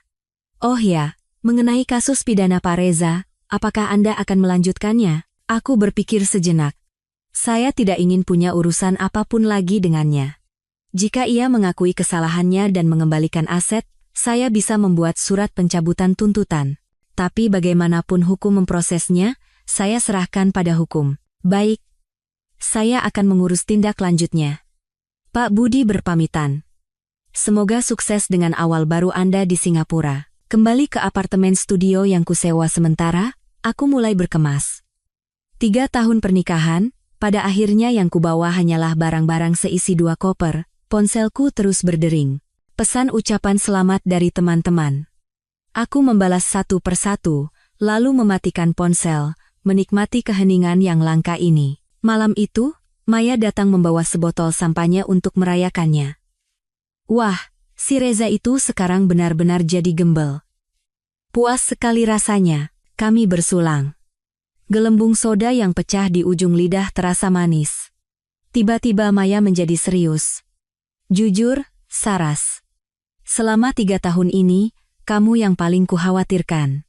Melihatmu perlahan-lahan kehilangan dirimu, menjadi bukan dirimu yang kukenal. Aku tahu, aku menggenggam gelas anggurku erat. Kadang aku juga bertanya pada diri sendiri. Kenapa aku sebodoh itu? Jelas-jelas ada banyak pertanda. Kenapa aku terus menutup mata? Karena cinta, bodoh, Maya menghela napas. Cinta itu membutakan. Tapi untungnya, kamu akhirnya sadar. Keesokan paginya, aku menerima telepon dari agen properti. Villa itu laku terjual seharga 22 miliar rupiah, 5 miliar lebih tinggi dari harga pasar. Pembelinya adalah seorang ibu tunggal yang menyukai gaya interiornya dan lokasinya yang dekat dengan sekolah. Pembeli ingin secepatnya mengurus balik nama. Apakah ibu bersedia? Tanya agen itu hati-hati. Tentu saja, aku setuju dengan senang hati. Besok saya bisa langsung mengurusnya. Menutup telepon, aku merasa begitu ringan. Rumah yang penuh dengan kenangan pahit itu akhirnya akan menjadi masa lalu. Proses balik nama berjalan sangat lancar. Setelah menandatangani dokumen terakhir, pembelinya, seorang wanita parubaya yang anggun, menggenggam tanganku dan berkata, "Bu Saraswati, saya mengikuti berita Anda. Anda wanita yang sangat pemberani. Di tangan saya, rumah ini akan saya isi dengan cinta dan tawa." Mataku sedikit memanas. Terima kasih. Mungkin memang itu yang dibutuhkan rumah ini. Meninggalkan kantor notaris, aku memutuskan untuk mengunjungi villa itu untuk terakhir kalinya. Pemilik baru akan mulai pindah besok, jadi sekarang pasti kosong. Mendorong pintu yang sudah ku kenal, ruangan kosong itu hanya menggema dengan suara langkah kakiku. Sinar matahari masuk melalui jendela kaca besar, meninggalkan jejak keemasan di lantai. Perlahan, aku mengelilingi setiap ruangan. Kenangan datang seperti gelombang. Ruang tamu. Reza pernah membanting meja karena tidak suka masakanku. Ruang kerja. Ia bilang lembur semalaman, padahal sedang panggilan video dengan Luna. Kamar tidur. Ia pernah memaksakan kehendaknya saat mabuk, tapi ada juga momen-momen indah. Dapur. Aku pernah menyiapkan pesta besar untuk orang tuaku di sini. Balkon. Aku pernah minum anggur dan mengobrol hingga larut malam bersama teman-temanku. Taman. Bunga mawar yang kutanam sendiri mekar setiap tahun. Selamat tinggal, bisikku sambil menutup pintu dengan pelan. Kali ini, aku tidak menoleh ke belakang. Saat meninggalkan kompleks perumahan, aku berpapasan dengan Bimo, adik Reza, di gerbang. Penampilannya kuyu. Melihatku, ia terkejut, lalu cepat-cepat menghampiri. "Mbak Saras." Bu Saraswati." Ia tergagap. "Boleh pinjam uang?" "Mas Reza ditahan, pacarku minta putus, ibu sakit darah tinggi dan dirawat di rumah sakit." Aku tidak percaya dengan apa yang kudengar. "Keluarga Pratama masih punya muka untuk meminjam uang dariku?" "Bimo," kataku tenang. "Kamu tahu, kan, kakakmu memalsukan tanda tanganku untuk menjaminkan villa itu demi membeli rumah baru untukmu?" Wajahnya berubah. "Saya tidak tahu uangnya dari mana. Kalian sekeluarga benar-benar tidak tahu malu," cibirku. "Kakakmu masuk penjara, ibumu sakit, pernikahanmu batal, itu semua adalah karma. Sebaiknya urus saja dirimu sendiri." Selesai berkata, aku berbalik pergi. Dari belakang, Bimo berteriak marah. "Saraswati, perempuan kejam dan tidak punya hati. Kakakku benar-benar buta menikahi orang sepertimu." Aku tidak menoleh, hanya melambaikan tangan. Seperti ucapan selamat tinggal yang terakhir. Kembali ke apartemen, aku menyelesaikan kemasan terakhirku. Tim HRD dari perusahaan di Singapura telah mengirimkan panduan orientasi dan tips mencari tempat tinggal. Emma juga dengan cermat menyusun daftar kebutuhan sehari-hari untukku. Kehidupan baru telah memanggil, cerah, dan penuh harapan. Malam itu, ibu melakukan panggilan video. Ayah di sebelahnya bertanya macam-macam. Mereka bersikeras ingin mengantarku ke Singapura, tapi aku menolak. "Bu, ayah, aku bukan anak kecil lagi," kataku sambil tertawa. Lagi pula Singapura itu negara maju. Tidak ada yang perlu dikhawatirkan. Kamu akan selamanya menjadi anak kami. Ibu mengusap air matanya. "Pergi jauh begitu, jaga diri baik-baik, ya." "Pasti." Aku menenangkannya dengan lembut. Sekarang transportasi kan sudah canggih. Ibu dan ayah bisa kapan saja mengunjungiku. Menutup telepon, aku berdiri di dekat jendela, memandangi kota tempatku tinggal selama hampir 10 tahun. Di bawah gemerlap lampu, entah berapa banyak suka dan duka yang terjadi. Kisahku hanyalah salah satunya. Telepon berdering lagi. "Maya." "Saras, baru dapat kabar dari pengadilan. Si bajingan Reza itu sudah mengaku bersalah. Jaksa menuntut 3 tahun penjara. Lewat pengacaranya, dia minta bertemu denganmu untuk terakhir kalinya." "Tidak mau," kataku tegas. Aku dan dia sudah tidak punya apa-apa lagi untuk dibicarakan. Sudah kuduga, Maya tertawa. Tiket pesawat sudah pesan? Mau kujemput di bandara? Besok jam 3 sore. Tidak usah dijemput. Kamu tahu kan aku paling benci perpisahan. Baiklah. Hati-hati di jalan. Suara Maya tiba-tiba tercekat, sering-sering kasih kabar. Jangan mentang-mentang punya pacar baru, lalu lupa teman. Tidak mungkinlah. Kamu sahabat terbaikku. Hidungku terasa perih. Nanti kalau aku sudah mapan, aku undang kamu ke Singapura. Malam semakin larut. Aku menyelesaikan kemasan terakhirku, mematikan lampu dan berbaring di tempat tidur. Besok, di jam yang sama, aku akan berada di ketinggian 10,000 meter, terbang menuju kehidupan yang sama sekali baru. Memejamkan mata, kenangan 3 tahun terakhir melintas seperti film lambat, sakit, pengkhianatan, perjuangan, kesadaran. Pada akhirnya, semua itu berubah menjadi kekuatan untuk bertumbuh. Aku teringat sebuah kutipan yang pernah kubaca. Ada jalan yang harus kau lalui sendiri, ada air mata yang harus kau usap sendiri, dan ada rasa sakit yang harus kau tanggung sendiri. Tapi setelah melewati semua itu, kau akan bertemu dengan versi dirimu yang lebih baik. Matahari esok akan tetap terbit, dan aku bukan lagi Saraswati yang menelan kepahitan. 1 tahun. Kemudian, Bandara Changi, Singapura, ramai oleh lalu lalang manusia. Aku mendorong troli bagasi dan langsung melihat Emma yang memegang papan bertuliskan namaku. 3 tahun tidak bertemu, rambutnya dipotong pendek dan rapi, mengenakan setelan kantor yang modis. Ia terlihat jauh lebih tajam dibandingkan saat di Inggris. Saras. Ia berlari dan memelukku dengan hangat.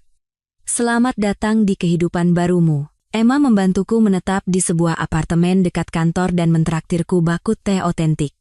Di meja makan, ia dengan hati-hati bertanya tentang perceraianku. Kujelaskan secara singkat, "Ya Tuhan, bajingan itu harusnya membusuk di penjara." Aku tersenyum dan menggeleng.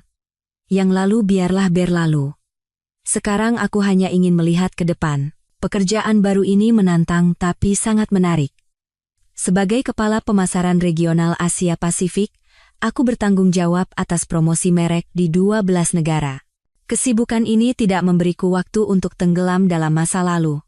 Setiap hari berlalu dengan padat dan berarti. Sebulan kemudian, aku menerima email dari Pak Budi.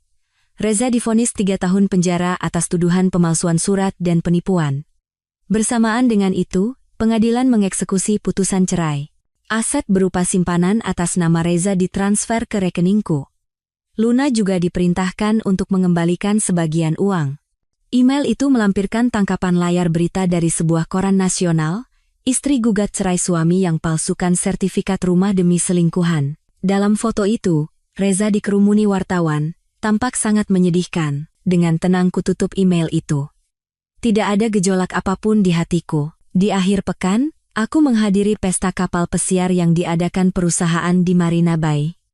Pemandangan malam di tepi sungai Singapura begitu gemerlap. Rekan-rekan kerja bersulang dengan gembira. Jackson, direktur pemasaran lainnya, menghampiriku dengan segelas sampanya. "Saras, kudengar Anda meninggalkan posisi tinggi di Indonesia untuk datang ke sini. Sungguh pemberani." Aku tersenyum tanpa bicara. Ia tidak tahu, aku datang ke sini bukan karena karier, tapi untuk lari dari masa lalu yang tidak ingin kuingat. 3 bulan berlalu, aku sudah sepenuhnya beradaptasi dengan ritme hidup di Singapura. Pekerjaan berjalan lancar, aku juga mendapatkan beberapa teman baru. Sesekali kuunggah foto makanan dan pemandangan Singapura di Instagram. Maya selalu menjadi yang pertama menyukai dan berkomentar, bikin iri setengah mati. Suatu Selasa pagi yang biasa, saat aku sedang menyiapkan laporan triwulanan, telepon tiba-tiba berdering. Nomor asing dengan kode area Indonesia. "Halo?" Aku ragu sejenak sebelum menjawab. "Ini dengan Mbak Saraswati?"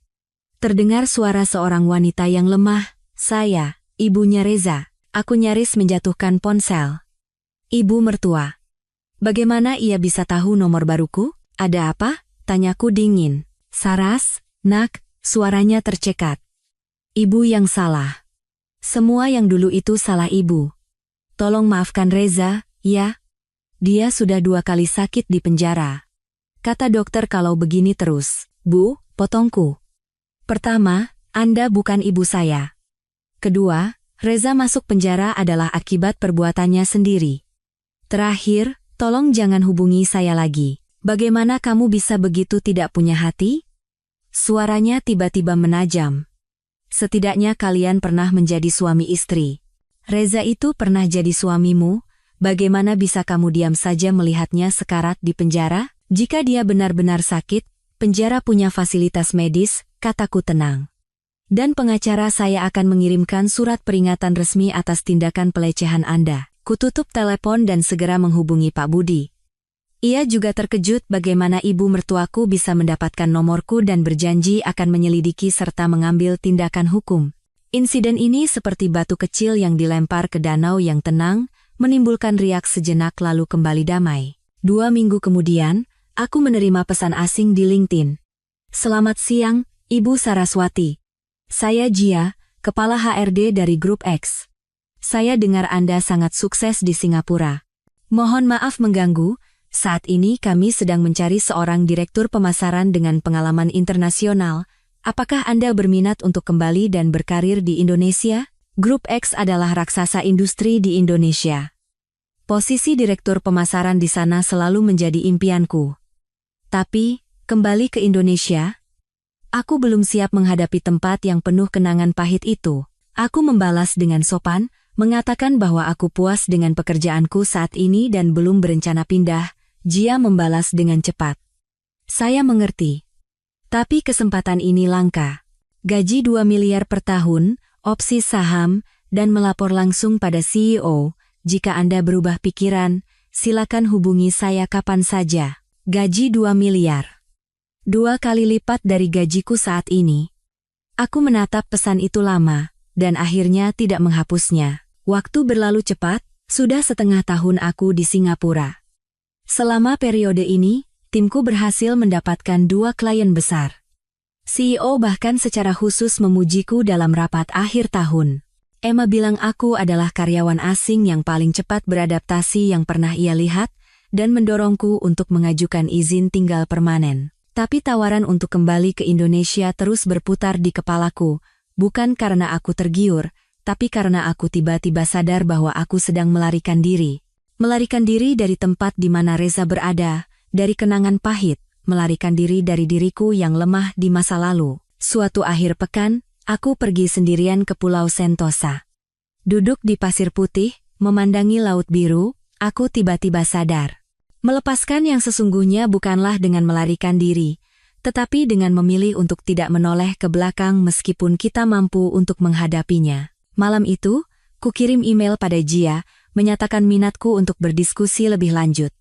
Bersamaan dengan itu, kuhubungi Pak Budi, menanyakan apakah Reza dan keluarganya bisa menggangguku jika aku kembali. Pak Reza masih di dalam penjara. Paling cepat 2 tahun lagi baru bebas, jawab Pak Budi. Orang tuanya, setelah menerima surat peringatan dari pengacara, tidak akan berani mengganggu Anda lagi. Selain itu, reputasi Anda di dalam negeri sangat baik. Banyak wanita yang menganggap Anda sebagai panutan dalam melawan kekerasan dalam rumah tangga. Panutan? Aku tersenyum kecut. Aku hanyalah wanita biasa yang terpojok dan melawan. Wawancara dengan Grup X berjalan sangat lancar. Setelah wawancara video, mereka bahkan bersedia mengatur pertemuan langsung di Singapura. Presiden Direktur Wilayah Asia Pasifik secara pribadi makan malam denganku, menjelaskan rencana pengembangan perusahaan secara detail. Ibu Saraswati, pengalaman Anda sangat mengesankan kami, katanya tulus. Bukan hanya kemampuan profesional Anda, tetapi juga ketangguhan dan keberanian yang Anda tunjukkan. Itulah nilai inti budaya perusahaan kami. Maka, setelah 8 bulan di Singapura, aku memutuskan untuk kembali ke Indonesia.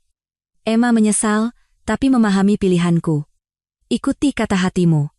Singapura akan selalu menunggumu di sini. Proses pengunduran diri berjalan cepat. CEO secara pribadi menawarkan kenaikan gaji 30% untuk menahanku, tapi aku menolak. Ini bukan soal uang. Aku perlu melakukan ritual penebusan diri.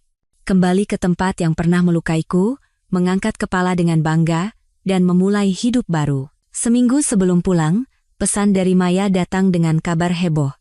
Luna menipu mantan suamimu. Waktu besuk di penjara, dia kenalan dengan keluarga narapidana lain. Mereka bersekongkol menguras sisa uang Reza sampai habis, lalu kabur berdua. Seharusnya aku merasa puas, tapi entah kenapa ada rasa sedih yang aneh. Reza, yang penuh perhitungan, pada akhirnya dikhianati oleh semua orang. Inikah yang disebut karma? Pesawat mendarat di Bandara Soekarno-Hatta. Saat itu bulan Oktober, di tengah musim gugur.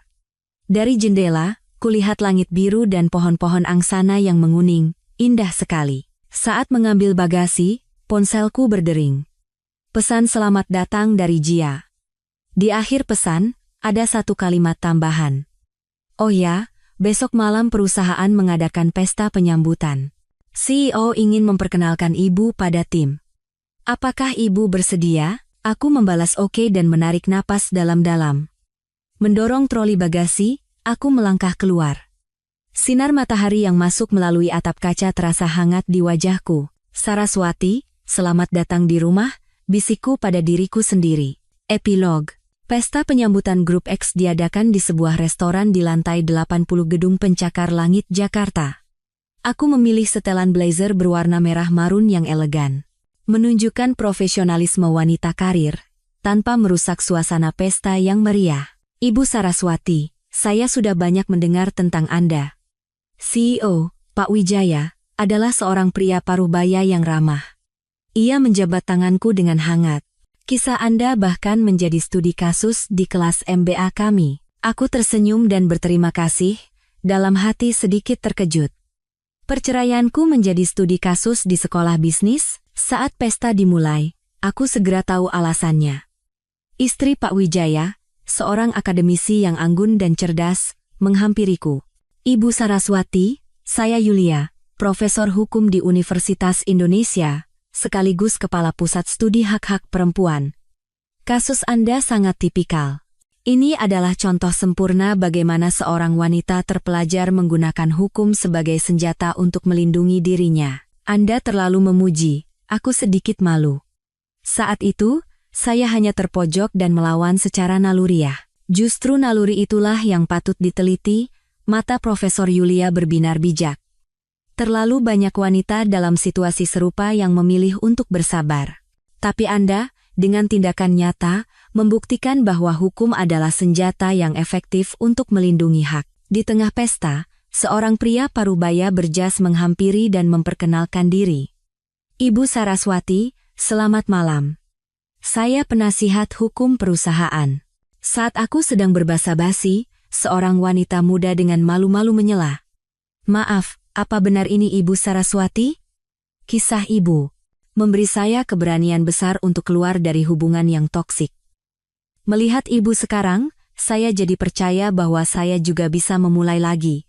Matanya berkaca-kaca. Saat itu, aku tiba-tiba sadar bahwa kisahku mungkin benar-benar memiliki makna. Ini bukan hanya kisah pribadiku, tetapi juga kisah ribuan wanita lain yang berjuang dalam pernikahan yang tidak bahagia. Pesta berakhir, Pak Wijaya secara khusus menyuruh sopirnya mengantarku ke hotel. Di dalam mobil, beliau menyerahkan sebuah map. Ibu Saraswati, ini undangan untuk menghadiri Forum Bisnis Asia Pasifik bulan depan. Perusahaan memutuskan untuk menunjuk Anda sebagai perwakilan kami untuk memberikan pidato kunci. Kubuka. Ini adalah forum paling bergengsi di industri. Biasanya hanya level wakil direktur ke atas yang berhak hadir. Saya rasa pengalaman saya masih kurang. Tidak perlu merendah, Pak Wijaya tertawa. Prestasi Anda di Singapura sudah diakui semua orang. Lagi pula, ia berkata dengan penuh makna, pengalaman pribadi Anda sangat sesuai dengan tema forum kali ini, menciptakan kembali kepemimpinan di era perubahan. Kembali ke hotel, aku tidak bisa tidur. Di luar jendela, gemerlap lampu Jakarta terhampar. Kemegahan yang berbeda dari Singapura. Hanya dalam setahun, hidupku berubah drastis. Dari seorang istri yang tidak dihargai menjadi eksekutif senior perusahaan multinasional. Dari orang yang menelan kepahitan menjadi panutan yang bisa menginspirasi orang lain. Ponselku berdering. Pesan WhatsApp dari Maya. Bagaimana hari pertama? Sudah bisa beradaptasi? Besok kita bertemu, ya. Aku membalas dengan stiker senyum lebar. Tentu saja. Banyak sekali yang ingin kuceritakan. Keesokan siangnya, aku dan Maya bertemu di sebuah kafe yang tenang. Begitu bertemu, ia langsung memelukku erat. Wow, Ibu Direktur. Karismanya terasa dari jarak 100 meter. Aku tertawa dan menepuknya pelan. Sudah, jangan menggodaku. Bagaimana denganmu? Lolos jadi partner di firma hukum? Jangan ditanya, Maya mengibaskan tangan. Para senior masih bilang aku terlalu muda. Tapi, ia merendahkan suaranya secara misterius, aku baru saja dapat kasus besar. Ibunya Reza menuntut Luna atas penggelapan aset. Apa? Aku hampir menyemburkan kopiku. Drama apalagi ini? Ternyata, ibu mertua menuduh Luna menipu uang Reza dan menuntut pengembalian total 8 miliar rupiah, termasuk 4 miliar lebih yang pernah ditransfer. Luna berdalih bahwa itu adalah kompensasi atas masa mudanya. Kedua wanita itu bertengkar hebat di pengadilan. Ibunya Reza mengatai Luna perempuan jalang, Luna balas memaki kalau dia tidak bisa mendidik anak. Hakimnya sampai pusing, cerita Maya dengan antusias. Aku menggeleng. Aku tidak mau lagi mendengar kisah komedi ini. Reza dan kehidupannya yang berantakan sudah tidak ada hubungannya denganku. Oh ya, Maya tiba-tiba menjadi serius. Ada yang harus kusampaikan. Reza mungkin akan bebas lebih cepat setengah tahun karena berkelakuan baik. Yantungku menselos. Kapan? Mungkin bulan depan. Maya menatapku cemas. Apa ini akan mempengaruhi keputusanmu untuk kembali dan berkarir di sini? Aku berpikir sejenak, lalu menggeleng. Tidak. Jakarta ini luas, tidak akan mudah bertemu. Lagi pula, aku yang sekarang bukan lagi Saraswati yang mudah ditindas. Nah, ini baru Saraswati yang ku kenal. Maya mengangkat gelasnya. Untuk kehidupan baru, beberapa hari berikutnya berlalu dengan sibuk. Aku secara resmi mengambil alih tim pemasaran dan mulai membangun timku sendiri. Naskah pidato untuk forum terus kurevisi hingga sempurna. Hari H forum, aku memilih setelan berwarna biru royal yang dibuat khusus, profesional, namun tidak kehilangan sisi feminin. Berdiri di depan cermin, aku nyaris tidak mengenali diriku sendiri. Penuh percaya diri, anggun, dengan tatapan mata yang mantap. Selanjutnya, dengan tema menciptakan kembali kepemimpinan dalam krisis, kita sambut Kepala Pemasaran Grup X, Ibu Saraswati Kirana. Diiringi tepuk tangan, aku melangkah ke podium. Di bawah sorot lampu panggung, aku tidak bisa melihat wajah penonton dengan jelas, tapi itu justru membuatku lebih nyaman. 1 tahun yang lalu, saya berada dalam krisis terbesar dalam hidup saya. Suaraku terdengar jelas dan mantap. Pernikahan saya hancur, kepercayaan saya dikhianati, dan nilai diri saya sepenuhnya dinegasikan. Aku berbagi bagaimana aku menemukan kembali diriku dalam krisis itu, bagaimana aku mengubah rasa sakit menjadi kekuatan untuk bertumbuh. Di akhir pidato, aku berkata, kepemimpinan sejati bukanlah tentang mengendalikan orang lain, tetapi tentang mengendalikan hidup kita sendiri. Ketika kita berani menghadapi ketakutan terdalam kita, kita akan menemukan kekuatan terbesar kita. Terima kasih. Seluruh ruangan berdiri dan memberikan tepuk tangan meriah. Setelah itu, para hadirin mengerumuniku untuk bertukar kartu nama, di antaranya ada banyak petinggi industri. Pak Wijaya dari kejauhan mengacungkan jempol, wajahnya berseri-seri seperti menemukan harta karun. Di mobil dalam perjalanan kembali ke kantor, aku menerima pesan dari nomor tak dikenal. Saras, aku sudah bebas. Kudengar kamu sekarang sangat sukses. Selamat, ya. Bisakah kita bertemu sekali saja? Ada banyak yang ingin kubicarakan. Itu Reza. Jariku ragu sejenak di atas layar, lalu akhirnya menghapus pesan itu dan memblokir nomornya.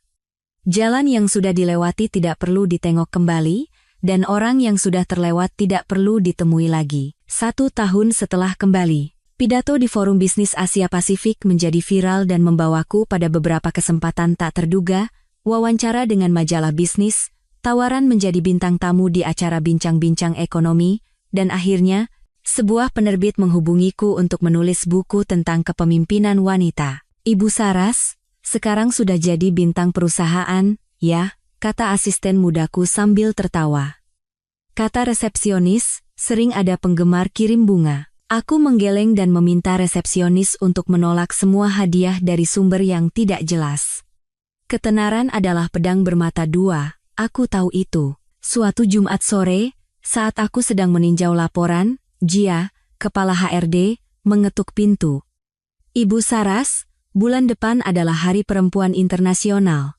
Aliansi Perempuan Indonesia mengundang Ibu sebagai perwakilan wanita sukses untuk berpidato di sebuah forum tingkat tinggi. CEO sudah setuju. Silakan dilihat, aku menerima undangan berlapis emas itu. Tertera tulisan yang jelas, pertumbuhan dan pemberdayaan perempuan di era baru. Di daftar pembicara, ada nama-nama pengusaha, akademisi, dan seniman wanita terkenal. Namaku ada di antara mereka. Skalanya sebesar ini, apa tidak berlebihan? Aku sedikit khawatir. Tidak perlu merendah, Jia menepuk pundakku. Ibu tahu tidak, di internet orang-orang menjuluki ibu apa? Ratu Comeback. Kisah ibu telah menginspirasi begitu banyak wanita. Malam itu, kutelepon orang tuaku untuk memberitahukan kabar baik ini. Ibu terharu hingga terus mengusap air mata, sementara ayah dengan bangga berkata akan memberitahu semua kerabat untuk menonton siaran langsungnya di TV. Saras, ibu tiba-tiba merendahkan suara. Anak itu, si Reza, beberapa hari lalu datang ke rumah kita. Senyumku membeku. Untuk apa? Katanya mau minta maaf, ayah menyambung. Ayah lihat dia kurus sekali, bicaranya juga jauh lebih sopan.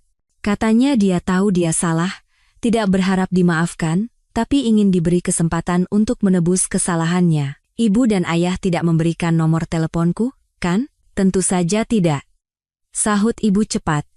Ayahmu hampir mengusirnya dengan sapu. Aku menghela napas lega dan berpesan pada mereka untuk tidak menemuinya lagi. Menutup telepon, aku berdiri di dekat jendela, menatap gemerlap lampu Jakarta. Kemunculan Reza seperti riak kecil di danau hatiku yang tenang, tapi segera kembali damai. Forum Hari Perempuan Internasional diadakan dengan megah di Balai Sidang Jakarta. Aku menyiapkan pidato berjudul Dari Rumah Tangga ke Ruang Rapat, Jalan Seorang Wanita Menciptakan Kembali Dirinya. Aku berbagi bagaimana aku keluar dari hubungan yang toksik dan menemukan kembali nilai diriku. Ketika kita menyerahkan hak untuk mendefinisikan diri kita pada orang lain, kita kehilangan kebebasan kita yang paling berharga. Dan pemberdayaan sejati dimulai dari merebut kembali hak itu, suaraku menggema di seluruh ruangan. Perceraian bukanlah hal yang menakutkan adalah tidak memiliki kemampuan untuk bercerai. Kesendirian bukanlah hal yang menakutkan adalah tidak memiliki kemampuan untuk hidup sendiri. Tepuk tangan membahana dari penonton. Kulihat banyak penonton wanita yang matanya berkaca-kaca. Di antara mereka, ada ibuku. Beliau dan ayah sengaja datang ke Jakarta untuk menghadiri forum ini. Setelah itu, seorang wanita tua berambut putih dengan dibantu oleh staf menghampiriku. Aku mengenalinya sebagai seorang pengusaha wanita legendaris. Saras, pidato yang sangat bagus, katanya sambil memegang tanganku dengan hangat. Kisah yang jujur selalu memiliki kekuatan terbesar. Saya harap kamu akan terus bersuara untuk perempuan. Aku terharu, hanya bisa mengangguk.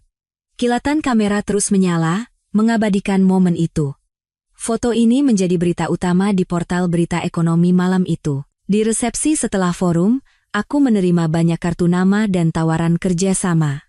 Saat aku sedikit lelah meladeni orang, sesosok yang kukenal muncul di pintu masuk. Reza. Ia mengenakan setelan yang kebesaran, membawa seikat bunga, mencoba menyelinap masuk, saat keamanan menghalanginya, terjadi sedikit keributan. Aku ragu sejenak, lalu menghampirinya. Saras. Mata Reza berbinar saat melihatku. Aku hanya ingin mengucapkan selamat secara langsung. Kamu hebat sekali sekarang. Ia memang sangat kurus, dengan kantung mata yang dalam. Penampilan elegannya dulu sudah lenyap. Bunga di tangannya tampak murah dan menyedihkan. Pak Reza, kataku tenang. Tolong pergi dari sini. Aku tahu aku tidak punya muka untuk menemuimu. Suaranya tercekat. Aku salah. Aku benar-benar salah. Luna membawa kabur semua uangku. Ibu Syok sampai dirawat di rumah sakit. Aku kehilangan pekerjaan. Ini semua karmaku. Melihatnya menangis, Hatiku tidak bergejolak sama sekali.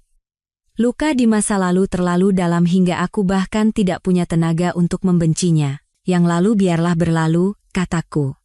Saya harap Anda bisa hidup dengan baik, tapi tolong jangan temui saya lagi. Saras. Ia tiba-tiba berlutut. Beri aku satu kesempatan lagi, petugas keamanan. Aku berbalik dan memanggil. Tolong antar bapak ini keluar. Dua petugas segera memegangi lengan Reza dan menyeretnya keluar. Ia meronta, menoleh ke belakang dan berteriak, Saraswati, perempuan tidak punya hati. Semua orang di pesta menoleh dan berbisik-bisik. Aku merapikan pakaianku, mengangkat kepala, dan kembali masuk ke dalam. Ibuku menghampiriku dengan cemas. Aku memeluknya pelan. Bu, aku tidak apa-apa. Setelah malam itu, Reza tidak pernah muncul lagi dalam hidupku. Ada yang bilang ia pergi keluar kota menjadi kuli bangunan, ada juga yang bilang ia pulang kampung merawat ibunya yang sakit. Apapun itu, sudah tidak ada hubungannya denganku. Gema dari forum itu terus berlanjut. Pengikut LinkedIn-ku meroket. Perusahaan memanfaatkan momentum ini untuk menunjukku sebagai kepala pusat pengembangan kepemimpinan wanita yang baru dibentuk, dengan tambahan opsi saham. Musim semi tiba. Aku membeli sebuah apartemen di Jakarta. Saat menandatangani akta jual beli, aku secara khusus memilih sertifikat atas nama tunggalku. Berdiri di rumah baru yang kosong, aku melakukan panggilan video pada Maya, mengajaknya bersulang secara online. Wow, Ibu Direktur. Benar-benar pemenang kehidupan. Di seberang layar, Maya menggigit apel.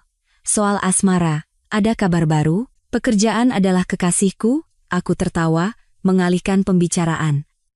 Bagaimana dengan promosimu jadi partner? Berkat kamu, aku berhasil. Maya dengan bangga mengangkat gelas anggurnya. Sekarang para senior di kantor kalau bertemu denganku harus memanggil ibu pengacara Maya dengan hormat. Kami bersulang melalui layar, merayakan kesuksesan masing-masing. Menutup telepon, aku melangkah ke balkon. Udara Jakarta di bulan April membawa aroma bunga dan hembusan angin sepoi-sepoi. Dari kejauhan, gedung-gedung pencakar langit di pusat kota terlihat. Lampu-lampunya berkelip seperti galaksi. Setahun yang lalu, aku masih Saraswati yang terperangkap dalam pernikahan yang tidak bahagia. Hari ini, aku telah bertransformasi menjadi kupu-kupu, menjalani kehidupan yang dulu bahkan tak berani kumimpikan. Telepon berdering. Email dari editor penerbit. Mereka mengirimkan naskah yang telah direvisi. Buku memuarku, terlahir kembali, telah menyelesaikan draft pertamanya. Rencananya akan terbit akhir tahun. Editor menyarankan agar aku menambahkan bab tentang cara membangun hubungan yang sehat. Karena, tulisnya, banyak pembaca yang ingin tahu, setelah mengalami luka seperti itu, apakah ibu masih percaya pada cinta? Aku kembali ke meja, membuka laptop, dan di halaman putih, kutulis satu baris kalimat, aku percaya pada cinta. Tapi aku lebih percaya pada diriku sendiri. Rasa aman yang sejati tidak pernah datang dari janji orang lain, melainkan dari keyakinan pada diri sendiri. Di luar jendela, bulan sabit diam-diam terbit, menyinari dunia dengan cahaya peraknya.